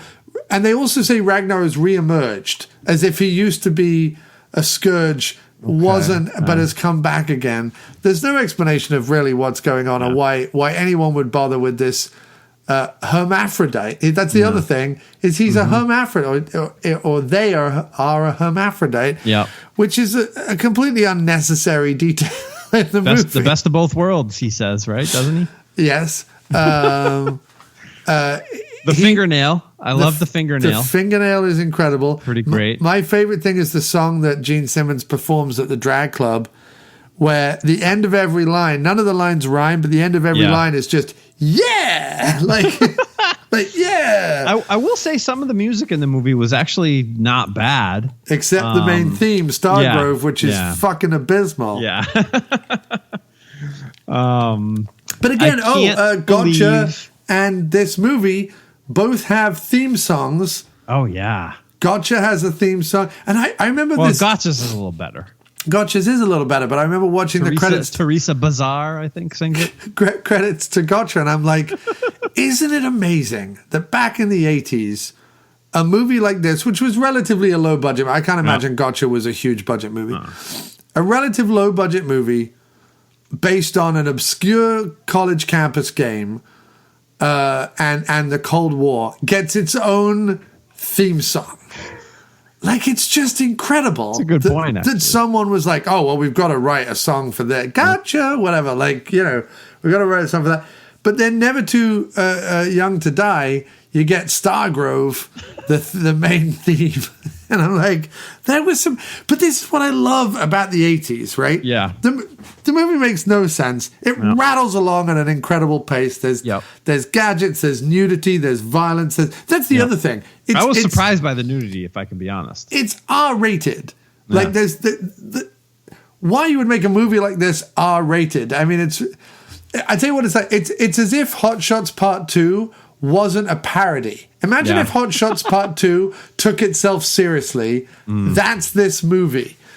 Because it's not a parody. It's just insane. Yeah. Yeah. No, it definitely is trying to be something. Yeah. And it's weird because if, the young, like when Spielberg and Chris Columbus did The Young Sherlock Holmes. Yeah. While they certainly took some liberties with the mythology of Sherlock Holmes, when you watched it, you're like, right, that's the young Sherlock Holmes. There were fantasy elements to it. There was, dreams and mad dreams and weird sequences and whatever. But they were all explained by, poisons that came from deepest, darkest Africa, whatever, which is in all over Sherlock Holmes. The Sherlock Holmes stories that all feature, there's a pygmy in one of them that brings a blow dart in one of the Sherlock Holmes stories. So it was all in keeping with this. Yeah. If your hope was to make Stargrove kind of a young James Bond thing, you couldn't have more wildly veered off the page. No, dude, it was a huge whiff. It was a huge whiff. They just went if it's like A for effort, but oof. Yeah, it just goes all over the place. Yeah. I mean, it just goes all over the place. And if we tell you that the big reveal is, and I can tell you, but the big reveal is that Gene Simmons plays dual roles as a ginger bearded like army colonel, and you can tell that it's just glued on. Yeah, it's so face, the beard bad. Yeah, but the big reveal is, what's his name in the movie? He's Carruthers. That's it. He's like, Carruthers, you were Velvet von Ragnar the whole time. They couldn't tell. It was just I just don't know what they were thinking. Carruthers. I just don't know what they were thinking. Yeah, and when you look up the writers, they've not written really anything else of any note. And in fact, the main screenwriter has really done very little at all. Tony Foots. Stephen Paul. What about Stephen Paul? Yeah, well, Stephen Paul went on to become a producer, a very successful producer, who most recently produced the controversial Ghost in the Shell live version with what's her name? He also is a producer on Baby Geniuses, on the Expendables franchise, on the lucrative Baby Geniuses franchise. Jesus Christ! Talk about somebody who's just failed upwards. Right? I knew about Baby Geniuses like 1, 2, and 3. I did not know there was like Baby Geniuses and the Mystery of the Crown Jewels and Baby Geniuses and the Treasure of Egypt. I had no idea about that. That's incredible to me. And it's incredible to me how like someone in Hollywood can veer from producing Ghost Rider 1 and 2 to Baby Geniuses to Expendables 4 to Ghost in the Shell. Like, he's all over the place. Yeah, that's crazy. In what he's producing. But it makes sense. Did you see that the director also directed this movie called Night Vision with your girl, Cynthia Rothrock? He did. Yeah. One of Cynthia Rothrock's worst movies. She does get to work. Bushwick Bill in it, though. It's got Robert Forster and it's got Fred Williamson in it, but not a good movie. Sadly, I'll take it off my list. Well, I mean, you can watch it, but So Stamos was all in on this movie. And he's fine. He's John Stamos. He's quick-witted, handsome, whatever. But no, he was like in reality, he was all into this movie. He thought this was going to be his huge break. Yeah. He was, he trained to become a gymnast for this movie. Yep.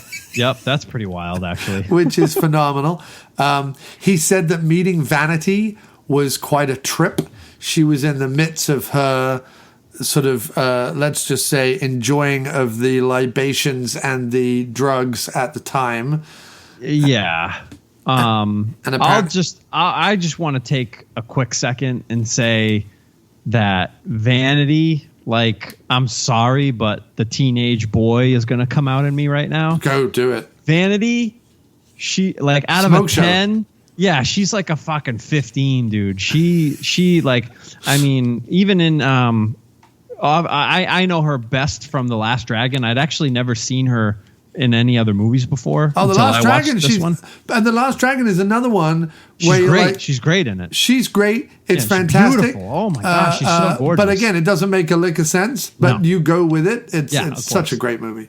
But she's gorgeous. I don't know a lot about her. I don't know her. She came from her Prince. Background. She came from Prince. She was a dancer for Prince. Okay. So she had a couple of songs, I believe, on the soundtrack for this. She is a Canadian model. Canadian. She is part of old girl group Vanity 6. Wow. I believe she was discovered by Prince. I believe. What was the name of the girl group? Vanity 6. 6 SIX. No, just the number 6. Okay. She is from Niagara Falls, Ontario, Canada. Wow. She is of African American and German descent. And she is now sadly passed away. Yep. A couple of years ago, right? She quit acting in 1995 and became a born-again Christian. Okay. And denounced her former life as a sultry... Well, that's too bad. ...performer of weird and wonderful female characters who rarely wore bras. Yeah. Yeah, so back to that. I was very, very... I don't know why, but I was just... I didn't expect that. Probably because... I don't know. It probably has to do with the fact that I don't know much about her filmography, and I had never seen her in any other movies aside from The Last Dragon, and obviously she doesn't take her top off in The Last Dragon. So when it happened in this movie, I was like, "Whoa, really?" Also because I thought this movie was probably more of a PG-13 type of romp in a way. So that was surprising to me that there was a little bit of nudity in this, but yeah, apparently, when she met John Stamos, in no time at all, as he said in an interview about this movie, back when this movie was lost, I want to say that Hollywood Reporter did an article on it, I think in 04, 05, and asked Stamos and Gene Simmons about it. And Stamos was fine with it. Mm-hmm. He hopes that this becomes the cult film that he always wanted it to. He thinks it would be fun if it became a cult film. Yeah. And it has, certainly within our small group. But Gene Simmons, as you say, hates that he was in it. Every time it comes up, a fan asks him about it. He's like, "You saw that piece of shit?" Like he's not in it at all. Too cool for school. Vanity never responded to Hollywood Reporter's request for interviews in 04. Well, she was beyond that stuff at that point. She was beyond that stuff at that point. I can give her a pass. So we don't know what she thought about it. Yeah. But Stamos was all in on it. Gene Simmons gives this wild performance. I love that Stamos still, still wants it to become a cult classic. You know what I mean? Because because of where he's at in his career status now, it would be so easy for him to be just do the Clooney and be like, "Oh, Batman and Robin, that's fucking terrible," blah blah blah. Right. But I like that he kind of embraces it. Yeah. Well, at least Clooney backs up like Return of the Killer Tomatoes. Like Clooney at least will say positive things about that, but he'll say negative things about shit that he doesn't like. Yeah. Helen Hunt, equally a big fan of having started out in trances, does not deny her trances beginnings. Good for her. Came back for Trances 3, even Really? though I she didn't was... know. Even though she was already on Mad About You and had starred in a few made-for-TV movies that had... she still came back and did Trances 2 and 3, baby. Helen Hunt loving her B-movie days. I go back to the Quarterback Princess. Quarterback Princess. With Helen Hunt. That's We're just talking about that the other day. I found that on DVD for Kim. Wow. There is a VHS rip DVD out there that I found, officially put out, but it's still just a rip of the VHS. And I got that for, I think, a Christmas or a birthday or something for Kim. She's a fan of that movie.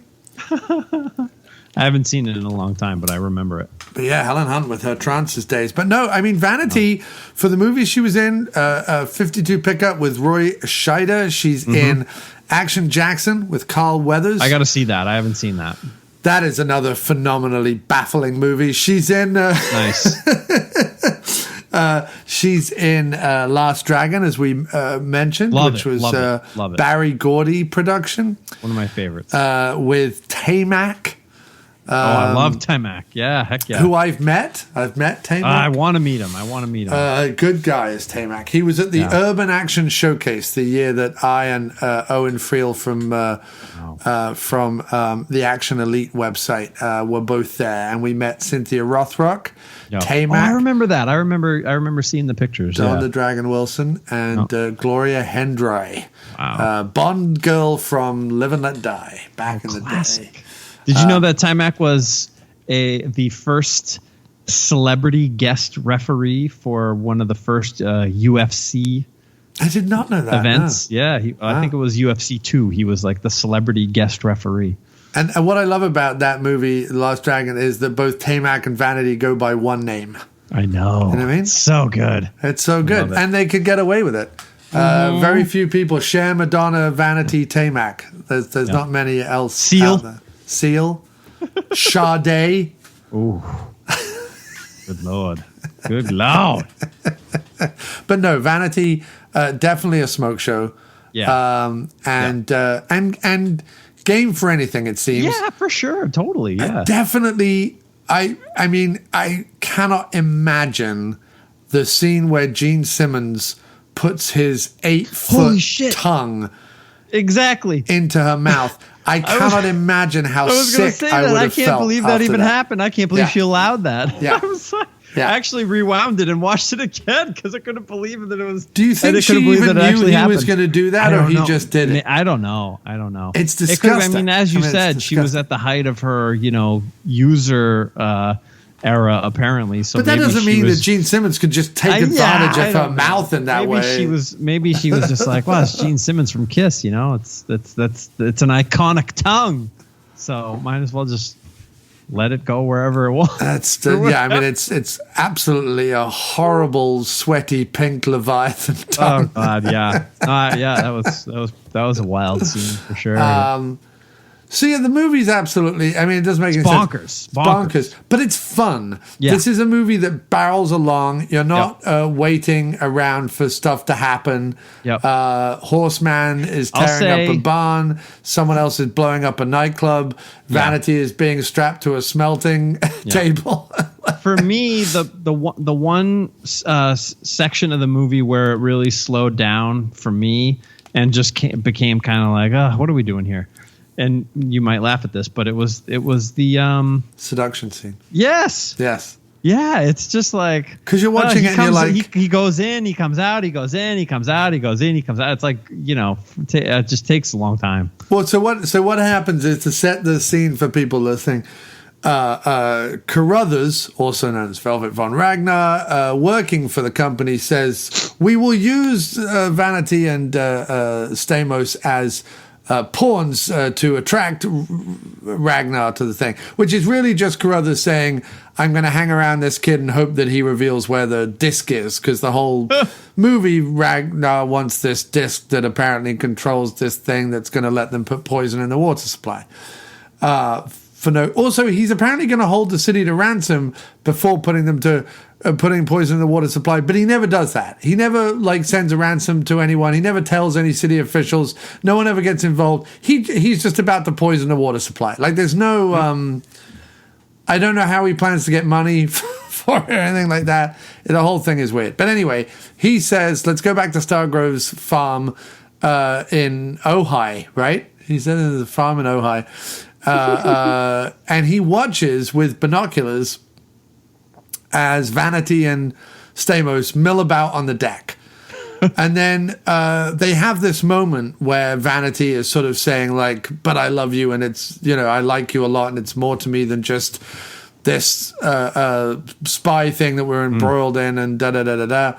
And he goes to kiss her and then he thinks better of it and he kind of wanders off. So she's like, wait a minute, no man turns me down. And she wanders off, gets into a skimpy outfit, then takes that outfit off to reveal an even skimpier bikini, lies down on a lounger, a deck lounger, and proceeds to oil herself up. And while she's oiling herself up, Stamos has a bit of business that is meant to be him resisting her. It's meant to be this whole thing where she is like, oh, no, you don't, Mr. Stamos. Yep. We are going to be making the beast with two backs, whether you like it or not. Yep. And he's like, I don't know about that. So he's trying to hang around. He drinks a bottle of Perrier. He bites into an apple. I mean, Two apples. There's no real thought into it. It's just Stamos go into the kitchen, grab something, come out. Yeah. Go back into the kitchen, grab something else, come out, while trying to resist Vanity. The whole thing goes on too long. It's meant to be this sort of comical seduction, but neither of them are really adept at comedy. Yeah. So it just comes across as a sort of, it's cringeworthy is sort of what it is. Because you want to be aroused by Vanity, but then it cuts to Stamos eating an apple and you're like, oh, no, I'm not aroused anymore. Yeah. Sorry, go. So, go I mean, I was watching at work. So I had to, but this was where I stopped it because I was just like, oh, I'm kind of bored right now, so I'll just stop it here. And then I picked it up again the next night. Having fast forwarded through the frolicking, or no, I watched all the frolicking. I have a private office. Yeah, so good. I'm good. What I liked about it was that the scene starts with Carruthers looking through his binoculars. It's a long old scene. They go inside and have what is presumably a prolonged sexual experience. And then it comes back and Stamos just goes, let's go again. And then it cuts outside and Carruthers is still looking through his binoculars. I remember that part. So yeah, he's still looking through his binoculars, which makes the whole sequence sort of even more bizarre. It's almost like whenever they can take something in this movie and make it just a notch weirder, they do. Yeah. But unlike Teen Agent, there is no surprises here. When he finds out his dad's a secret agent, it doesn't seem like a big surprise to him. When he gets embroiled in the plot, he has no problem following Vanity to the nightclub. He has no problem shooting people at the warehouse. Yep. He's in it to win it at that point. Yep. There's no attempt to make him much more of a character other than, oh, remember that he can do gymnastics, by the way. Right. Then he barely, and I guess in a way, a lot like Gotcha, doesn't really use those skills till the end of the film. The very end of the movie. Yeah. When he does a flip and pulls Ragnar off the dam. I'm thinking, so this movie, because if only because of the boarding school setting for him in the beginning. Yeah. His roommate who makes the gadgets. Yeah. It reminded me in a way a lot of the James Bond Jr. cartoon. Okay. Which I don't know if you've ever seen before. No. But it was spectacular. Okay. And it has... But it shares some DNA with this movie? I guess, and yeah, just in a way that it's James Bond Jr. and he's at boarding school and his roommate's name is IQ and makes all his gadgets and he gets embroiled in, little storylines with Agents of Scum. Is the name of the group in that movie, but it's like Oddjob is in it and Jaws and all the larger than life type characters. But I mean, it's only got one season, and it was, let me see how many episodes that was. But it kind of sort of reminded me of the James Bond Jr. cartoon just because of those few similarities. Actually, it looks like there was a fair amount of 65 episodes in a first season. Wow. But I would suggest that you check it out if you can. I wasn't sure if you had seen it before, but yeah, James Bond Jr. was on in 1991. Wow. No, I would definitely check that out. And it's classic. This falls into the reason why I champion this movie, and the reason why I've reviewed it on Mo's show, I'm reviewing it on this show, I've posted about it on several occasions, is because if you were ever to get a movie like this today, it would be done as an obviously goofy comedy. It wouldn't have this thing of, no, we're playing this, like this world exists. The world that we are in is the world that we are in. Yeah. We're not going to overly explain it to you. We're not parodying anything specific. The bad guy in our movie is a hermaphrodite drag queen who is trying to poison the water of California, played by Gene Simmons from Kiss, who also doubles as a ginger-bearded crazy person from the CIA.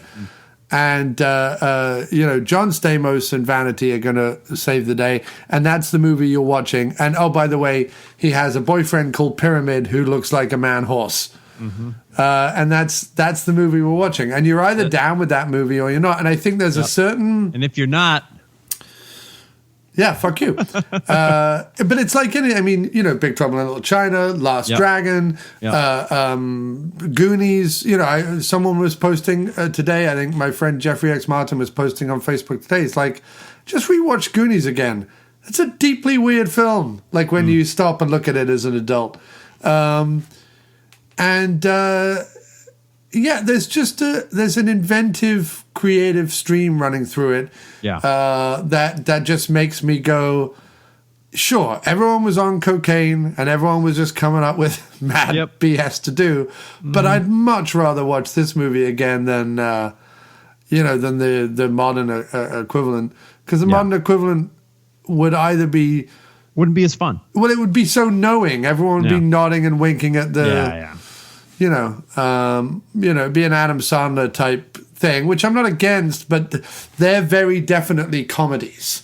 Yeah. This is not a comedy. There is comedy in it, and it knows what it's doing, but it is a and the fact that it's R-rated just kind of blows. I'm just like, really? You went to make this movie and you've put enough nudity and blood in it that it gets to be R-rated? Yeah. He has his giant coke fingernail that he kills people with. So good. Which is tremendous. I have to give a quick shout out to the gentleman who plays George Lazenby's lawyer in the movie, John Anderson. Okay, what's he from? If you're a fan of the original MacGyver TV series, he played MacGyver's grandfather in that show, Harry Jackson. And who is not a fan of MacGyver? Oh, God. Favorite show of all time. That theme song went on for 20 minutes. It was the best. It's such a good theme song, but it's half the show. Bro. Like me and my buddy, we were, I'm dead serious. We were in kindergarten. We were obsessed with MacGyver. My buddy's parents were very, very trusting and let him own a Swiss Army knife. He brought a Swiss Army knife. How old were you in kindergarten? We were 6. That he could own a Swiss Army knife? Yeah. Wow. And he brought it with him to school.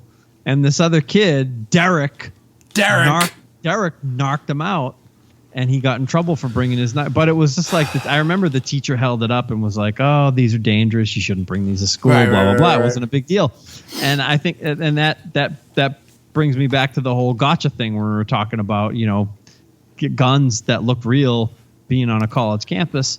Well, my buddy brought a Swiss Army knife to school when we were in kindergarten. So, and when I was at junior school, a friend of mine brought a pornographic VHS tape from his grandfather's shed into school, and we watched it, Scott, during a religious studies lesson. Frightening, wasn't it? Yeah. While the teacher let us go off to the sixth form common room, which had a video player. Listen. He thought we were watching Jesus of Nazareth, starring Robert Powell. Far from it. Who couldn't be whiter if he tried. And instead we were watching 1970s pornography. So if you want to know why I am a heathen... Yeah, that's why. It is because at the early age of 9 years old, that is what I was subjected to. Listen, man, I weep for the kids who were born post-2000 because it's at your fingertips now, man. There's no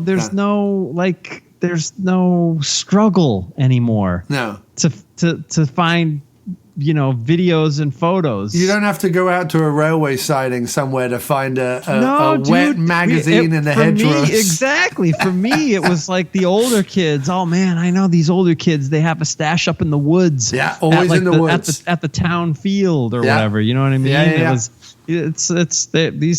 These kids nowadays, man. They're not going to know the struggle, and they're going to take it for granted, and it's going to be to their detriment. Or they're not going to watch it because they're too busy, fighting for human rights or something. How dare they? They'd be like, pornography denigrates women and blah, blah, blah, blah, blah. You can't possibly watch that. Like, what about gay pornography? Does that... You're just not supposed to think about those things when you're watching it, man. Right. They get paid. Ruins it. Jesus. If people didn't like it, why do so many people upload homemade pornography to the internet? There you go. See? Jeez. Why is homemade stuff? If humans aren't naturally curious, voyeuristic, weird sexually, why does it exist? It exists because it's part of who we are, and if we don't wrestle and acknowledge that, then we are doomed as an animal. Got to come to terms with it. Got to come to terms with the sick, dark moments of the soul. That's right. And relish in them as much as you can. You sounded like Bill Cosby just then. Don't say that. What? Don't lump me in with Cosby. With the sick, dark times of the soul. Have one of my pudding pops. I did not. And maybe it was the Eddie Murphy impression of Bill Cosby that I'm not doing any. I would never deign to do a Bill Cosby impression. I could do it as walking. You've got to. There you go. Come to terms with the dark parts of the soul. I could do that. I like that better. Thank you. So what are we saying about... what are we saying about Never Too Young to wrap it up, Scott? Put a bow on it, buddy. 5 out of 5. I think I gave it... Did you like it? I did like it. I enjoyed it. It wasn't at all what I expected. Nope. I was kind of surprised that it was a little bit more... like a little bit more spoofy and wacky than If Looks Could Kill was, but If Looks Could Kill came later, right? It did, yeah. It came several years later. Like, I want to say If Looks Could Kill was 90 something, I think, right? Yeah. But I gave it on the good old, I was going to say Untapped. That's my beer rating app. On the good old Letterboxd, I gave it a 3 out of 5. That's fair. Yeah. That's fair. For a first-time watch. And I feel like this is probably the flip, right? So you don't have any history with this movie. This was a first-time watch. You didn't know what to expect, and therefore you were probably a bit like, whoa, what's going on? Yeah. And I feel like I was the same with Gotcha in the sense, but in almost in the flip sense, is that I was probably expecting Gotcha to be goofier than it was. Okay. And you were probably expecting Never Too Young to Die to be more serious than it was. Maybe a little, yeah. Just maybe a a little. Just a nudge. I certainly didn't expect Gene Simmons to be all Gene Simmons-y. Yeah, all hermaphroditing it all over the place. I mean, that was great. Like, I'm serious when I say he's my favorite part of the movie. Like, every time he's on screen, I'm just like my eyes are glued to it. I can't take my eyes off the screen. And apparently, when he was going to perform in the drag club, all of the people in there were real drag performers. Hell yeah! And they all helped him out and pointed him in the right direction of what he should be doing in his portrayal. He's fantastic. Of Velvet von Ragnar. I just don't. I want to. This is one of those movies where I want to get everyone still alive involved in the movie in a room, and just ask them endless questions about what was going. How did you come up with this? Where did you cast Horseman? What's the history of Horseman? Horseman, are you in the room? You're in the room. Great. Horseman, why was this the only movie you ever did? Like, I'm just fascinated by it. And are there any good extras on the Blu-ray that Shout Factory put out? Nothing, none. Huh? And again, it disappoints me because it's they usually do pretty good stuff. They do. First of all, they do pretty good stuff, and secondly, as I said, there's this article from Hollywood Reporter, one of those, that where Stamos says he kind of wants this to become a thing. Yeah. So I'm like, when Shout Factory put the Blu-ray out, like, get on board, Stamos. Give us an interview or a commentary or something. I want to know about it. I want to know about. I want to know if they reached out to him or not. I mean, I would have to assume that they would have reached out to, or maybe. I don't know, maybe it was one of those things where it was just like, not many people know what this movie is, so let's just get it out. Let's just get it out and see what happens. Well, I'm glad they did, but I'm gonna buy it. I'm gonna buy it for sure. I would be happy to have this be a film in my collection that I revisit. Every other year or something like that. I don't think Stamos would ever come on my show, but the likes of Gutenberg and Weller have come on my show, but I don't know. Stamos is his own thing. I also felt a little bad because obviously he just had the great loss of his good friend and on-screen partner, Bob Saget. Yeah. Just had the sad loss of Bob Saget recently, and he's been tweeting about that. And I didn't want to... I tagged him in one tweet about this, but I didn't want to be like... Hey Johnny, do an interview. Like, I didn't want to do that because he's grieving at the moment. It doesn't mean that in the future I won't reach out 6 months from now and be like, "Hey, Stamos, come on the After Movie Diner and let's that would be so good. Let's talk up some Never Too Young to Die." I mean, he seems like a genuinely good guy, so that would be fun. That would definitely. But be I just don't know if he's ever gonna if he would ever come on the show. What other movies, if any, has Stamos done? Oh, Stamos. He's in My Big Fat Greek Wedding 2. I think I tried to watch that because I love the first movie. Yeah. But yeah, I think I tried to watch the second one and didn't just do it. I think he's more of a small screen actor. Yeah. And he's great. He's a great TV actor. He was in, that's his other one. Born to Ride is the other one. In 91. He attempts again to do. The U.S. Army recruits a delinquent biker to train their new motorcycle squad for an important mission. Okay. Stamos, Stockwell, and Terry Polo. Born to Ride. Born to Ride. That was the only other time that Stamos decided to. He was in the Tales from the Crypt episode. Decided to wade into the world of. Corporal Grady Westfall. Great name, dude. So maybe we need to watch Born to Ride at some point in the future and do a Stamos follow-up. I think that's probably a good idea. Because I've never seen it. I was aware of it, but I have never seen it. And I'm intrigued that he did this and then 6 years later was like, I don't know, let's try and break through again, but this time with Born to Ride. Like it's just and then he never does another movie until later when he plays himself in private parts. And I do remember him from his appearance in an Alice in Wonderland TV miniseries that I do have on DVD actually. From 1985. Yep. It's a very, very weird interpretation of that story, but I enjoy it quite a bit. He is in the Beach Boys music video for the song Kokomo from the movie Cocktail. Plays himself in private parts. He does, yeah. Dropping Out? What's Dropping Out? Plays a character named Ronnie in Dropping Out. Oh, God, this looks terrible. Looks depressing. Yeah, I don't think I'd want to watch that. Maybe he plays like a teacher or something. My best friend's wife. He plays himself in Run, Ronnie, Run. The Mr. Show movie, as that's affectionately known as. Yeah, Stamos, man. Wow. Kind of like a bootleg George Clooney in a way, you know? And I say that in the nicest way possible because...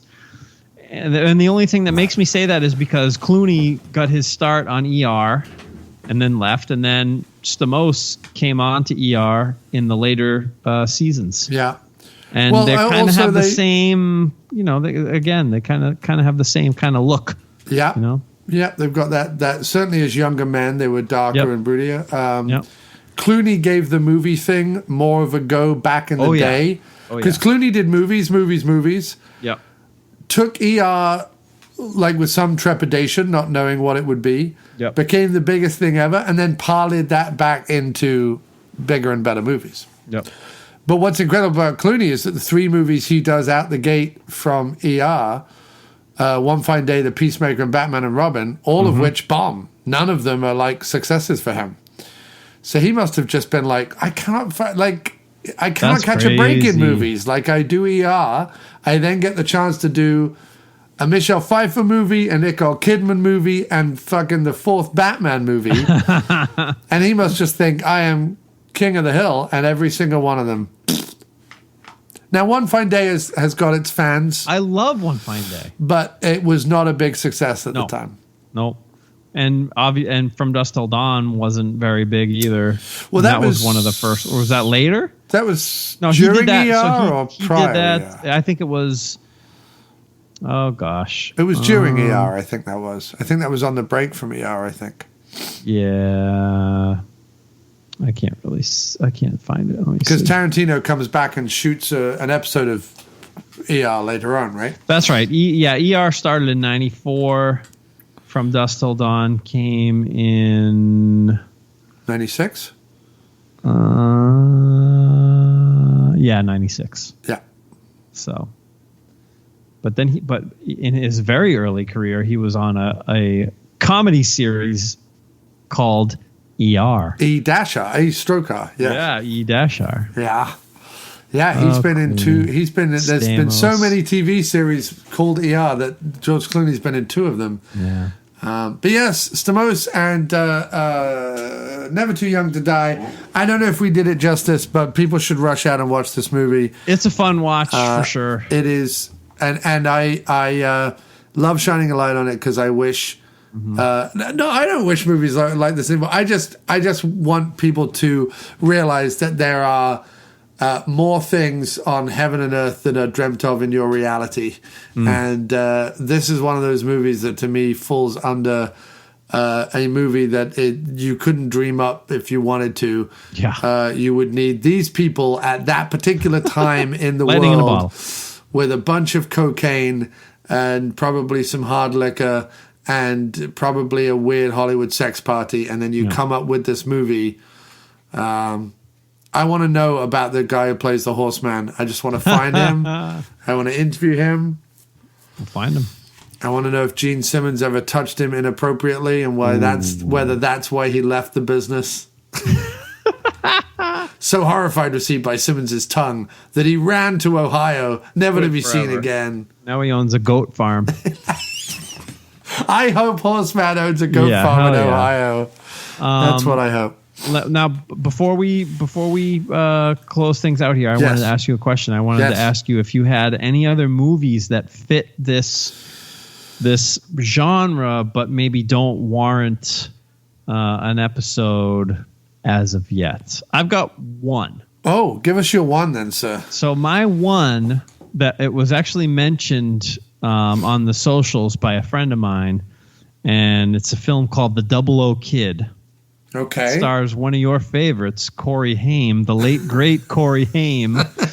Not one of my favorites.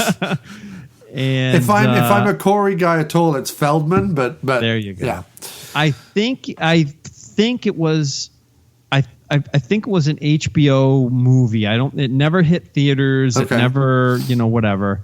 But Corey Haim plays like a high school age kid or maybe early college age. I think it's high school, late high school age kid who gets an internship with the CIA and gets embroiled in this little plot. It also stars Nicole Eggert. So it's the power couple, Nicole Eggert and Corey Haim, before they went on to star in a softcore porn with each other called Blown Away. No, not the Jeff Bridges movie. It's called Blown Away, and it's a softcore porno, and it was one of the first ones I ever saw, and it's magnificent. Corey Haim, who did co-star with Cynthia Rothrock in 2 movies. There you go. Fast Getaway and Fast Getaway 2. Great stuff. Yeah. Well, no. I mean, he is awful. He is awful. He is. But he's Corey Haim, though. Yeah, but I don't understand the Lost Boys. Yeah. And Lucas. Lucas is a great Corey Haim film. Yeah. I also I gotta give a shout out to Wallace Shawn, who's also in this movie. Wallace Shawn from Princess Bride, and Brigitte Nielsen is in this movie as well. Brigitte. I think it's worth a watch, but it doesn't necessarily, I don't think, warrant an episode speaking about it. But it is a good, maybe a good C-level entry into this little. Well, there's a whole bunch of more modern ones, right? There's stuff like Agent Cody Banks, Spy Kids and Cody Banks, Spy Kids, and there was wasn't the Tuxedo the Jackie Chan one? Yeah, wasn't that sort of one? I got to look up this other one too. I'm not interested if they're past the 90s. I'm only interested in 80s and 90s. Okay, yeah. Kids go spying. The other one that I was thinking about was the one. It's called Abduction with Taylor Lautner from the Twilight movies. No, Taylor Lautner with your abduction. I hope you get abducted and never come back. Tuxedo. There's not a lot of them, which is surprising to me. I mean, I used to have recurring dreams of like me and my buddy, like terrorists took over our school, and so me and my buddy have to blow toy soldiers. Yeah, me and my buddy have to blow our cover and be like, oh shit, we're spies, and we have like a trunk full of guns and stuff, and then we just go into the school and take care of the terrorists and stuff. Yeah, so like toy soldiers meets First Good Kill. Yeah, hell yeah. Yeah. It's the teen movie thing. It's another one of those things where the parallel between the 80s and the 50s, there's this weird parallel, but like the 50s was the height of like the teen movie, the teen biker movie, the teen, beach movies, the teen, I was a teenage werewolf, that kind of movie, and into the 60s as well. But the 50s and 60s kind of had that teen culture came to the fore. It did with music, it did with movies, and then the 70s, the late 60s and the 70s become very adult. And everything becomes very somber and very serious. Yeah. And then by about the mid 80s, again, the teens have taken over. And then with the Tarantino thing and some of the others in the 90s, you've got then a wave of sort of more adult movies. And now I don't know. Like now every movie is a family movie. Like they don't make adult or teen movies anymore. It's just all a soupy mess of family-friendly blah. But no, it's where the 80s and 50s kind of meet. Is their teen-focused films, and there's got to be a couple of others knocking about out there. that we don't know about from back in the day. Yeah. But these are the 4 that I think people are going to be most familiar with, I think. One of my friends mentioned the movie Hiding Out, which is I love the movie. It's got John Cryer and okay. You know that movie? So wait. I know nothing about Hiding Out except that we have an Australian listener who for years, and I'm not kidding you, asked you to do an episode on Hiding Out? For years and years and years, has very patiently and graciously waited for us to do an episode on Hiding Out. We've never done an episode on Hiding Out. Okay. I have, in fact, just recently, when I was talking at the end of last year about the fact that, Jim wasn't going to do the show anymore, and I was going to kind of go out and talk to people again and do different movies with different guest hosts and things like that. Shane A. Bassett from Australia, I believe, who is at Movie Analyst. Is that on Twitter? He's never done an @ before. Is he on Twitter? I didn't know he was on Twitter. Oh, you'll have to Hang find on. him. Oh, let's delve deep into Shane A. Bassett for a second. There we go. Because I you know what? I'd be down for doing an episode. I've got 2 movies that he doesn't even follow me. He's been writing to me forever, and he doesn't even follow me. Hey, Shane Adam Bassett, why don't you follow me on Twitter? You've written to me I don't know how many times about doing. Just recently, he said, I miss you and Jim talking, but I get it why you're having special guests to continue. Cheers, mate. And then the subject line of the email is, if you need a guest, let's do Hiding Out. Well, then you know what? All right, maybe we're never doing it. It's a whole thing. We can do so. Hiding Out. Well, like I was saying, it was mentioned by one of my buddies. It doesn't really fit the genre. It's more. It's a different. I can only off the top of my head, I can only think of 2 movies where guys go undercover in a high school. Hiding Out is one of them. John Cryer, Keith Coogan is in that movie as well. What's it about?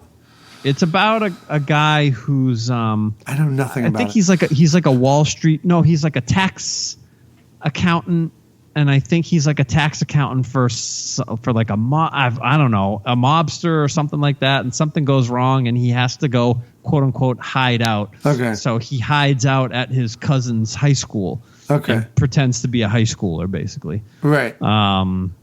His name in the movie is Maxwell Hauser.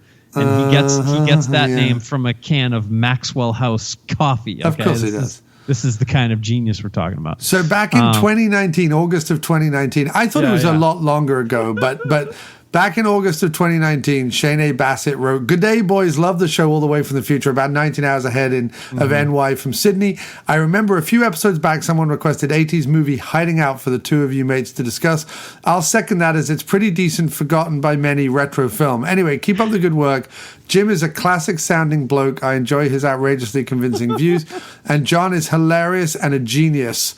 We are definitely alike." Oh, he names me a genius and then goes, "And I am like you, sir. I too am a genius." We are who is alike. hilarious. And then he says, "Listening to you guys' order is disturbingly addictive. Always keen to hear your choices. Cheers, mate. I'm a movie analyst who admires your great show's vibe. Booksmart episode, one of your recent best." So that was the first email. We then got another one in June of 2020, another one later in June of 2020, another one in December of 2020, another one in July of 21. Hiding Out? They all want me to do Hiding Out. Oh my gosh! When we did Burn Hollywood Burn, the Eric Idle movie, he sent me a enormous photo of the VHS that he has he's. I mean, listen, I love a regular listener. I love getting emails. I wish more people would email us. I think it's hilarious that he has been asking for 2 years for us to do Hiding Out movie, and I just brought it up. We've never done it. Oh my Lord. I leave it dangling in the distance as a possibility. As a possibility, as a possible future episode, I would say we could do Hiding Out, and then we could do Dudes. this other movie. This John Cryer in Dudes. Is that a real thing? It's another John Cryer movie that I know of because I've seen the poster, but have never seen it. I have no interest in seeing it, but it's another John Cryer movie. Dudes and Hiding Out.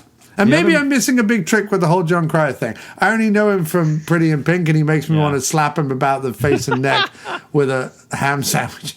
The other movie that I was thinking about, the other film that I was thinking about, is a movie called Plain Clothes, which stars Arliss Howard. You know Arliss Howard? The only other movie I know him from is two things I know him from: Full Metal Jacket and this made-for-TV movie that starred Corin Nemec called "I Know My First Name Is Steven," and that was that was a strange one. But Plain Clothes is a classic, and I'll just say I'll say no more. Holy shit!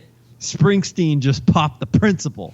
That's a classic line from Plain Clothes, because he says that he gives himself the classic name of Nick Springsteen when he goes undercover at the high school. So those that one and Undercover High School Hiding Out, I guess, is Undercover High School. So that flips it on its head. Yeah.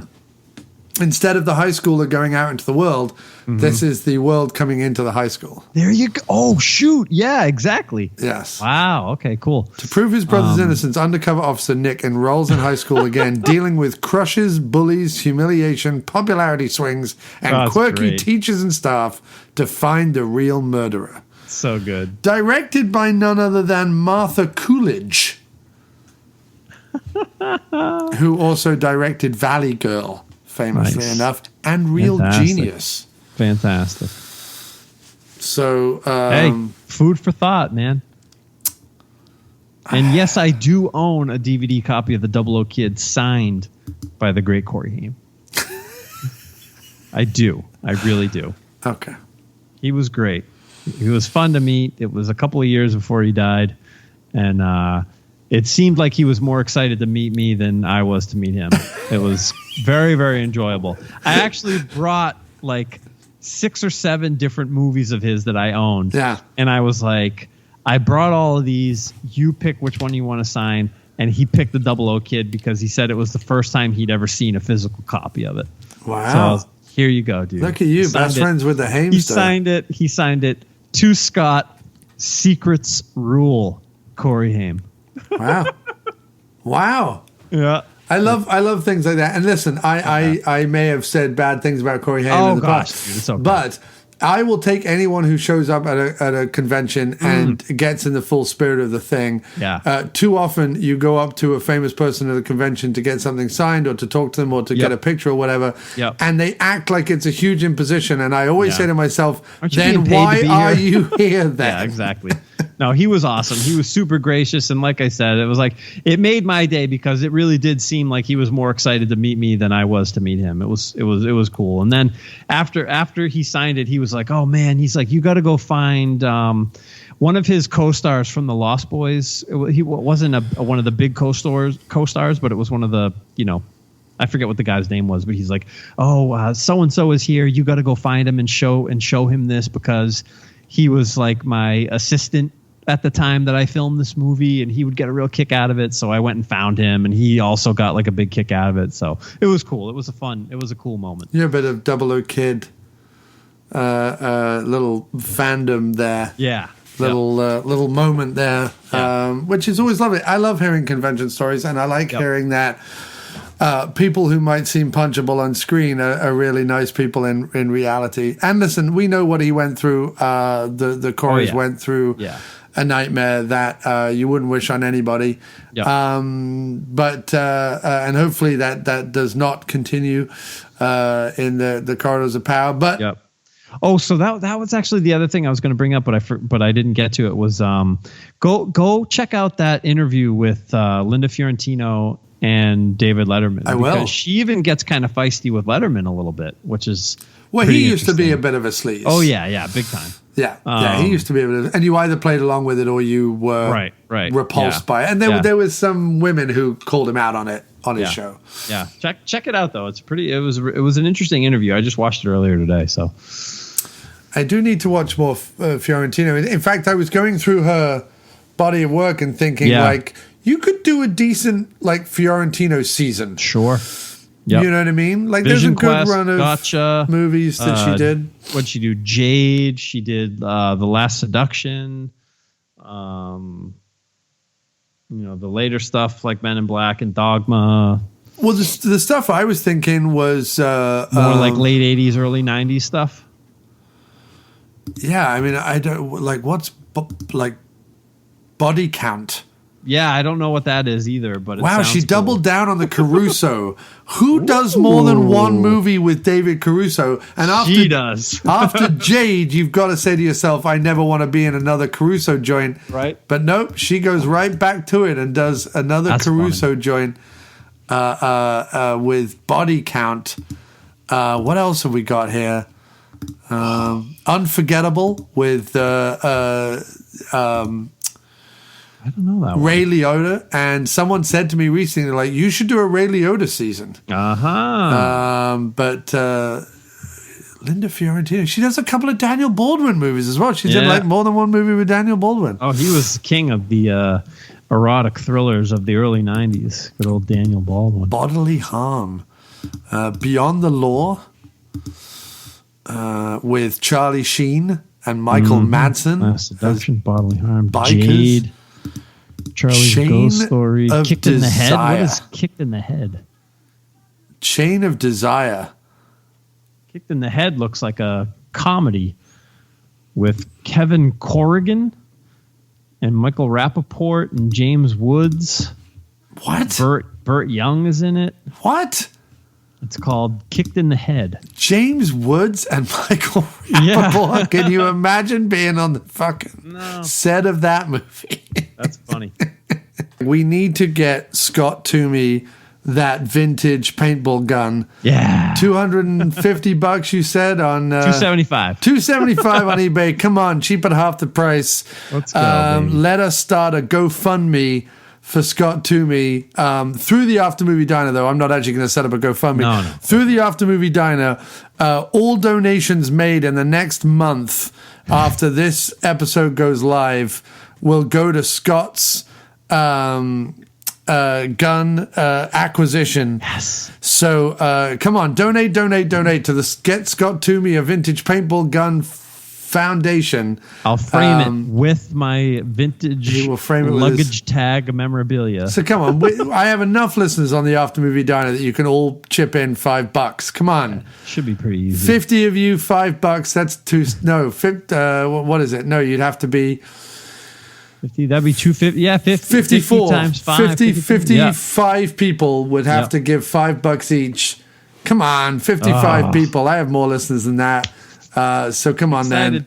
$5, everybody. Go to the After Movie Diner, aftermoviediner.com. Go to the Donate Now button on the page, and all donations that come in after this episode will go directly to the Scott Toomey Get Him a Vintage Paintball Gun Fund. Yes! I'm putting $5 in. Woo! Someone else needs to put $5 I'll put in. $5 in. Let's make this a reality, people. We've already got $10. God, I wish this was live now. I wish we could just like stream live right away and just be like, come on. Have like a little telethon. Let's take donations. But either way, make it happen. That would be a wonderful start to 2022 for Scott Toomey, who's joined us on not one but two episodes. Happy to be back. Killing it all day, every day. Don't forget to check him out at Retrofuturism 101 on the Twitch waves for some of the smooth synth songs that he's going to be playing. Retrofuturism 101 on the Twitches. Check it out. Follow him on Twitter and all of those good places. The links, as always, will be in the episode description. And go to After Movie Diner, hit donate now.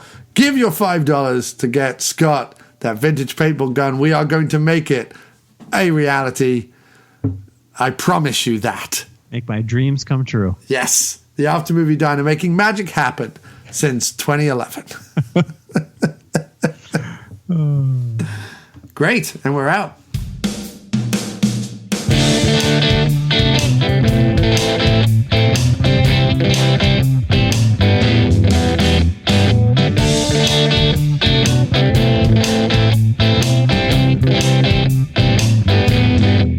Open the door and let the sun in. Don't be distracted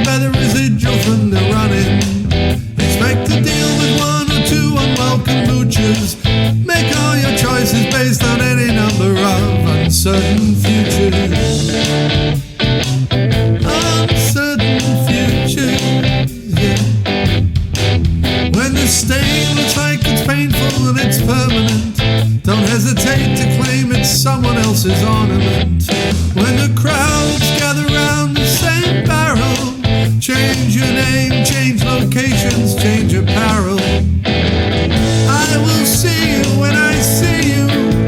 Tap me when the players hit their stride. It's the questions that'll kill you at the halfway point. It's okay to tell the carnival to stop the ride. Find somewhere to hide. Ignore every clock, no matter how it's amplified.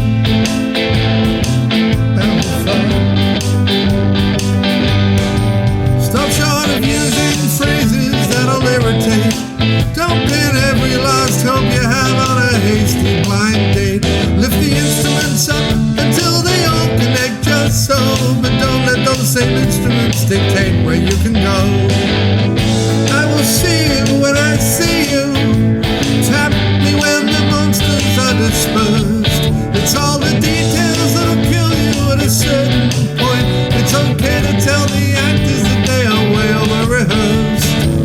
Find somewhere that's cursed. Prove it safe. Be the first.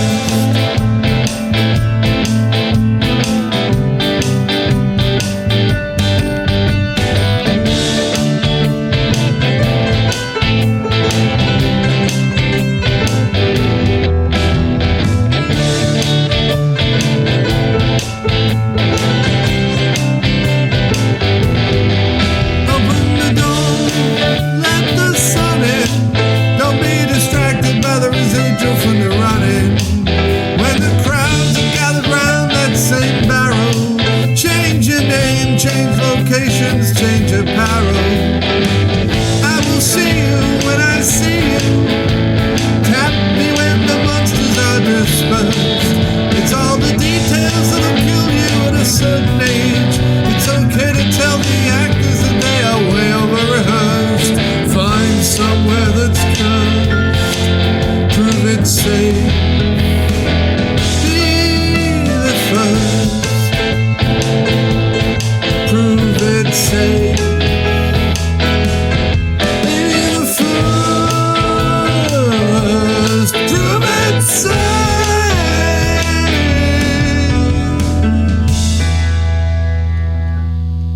Be the first.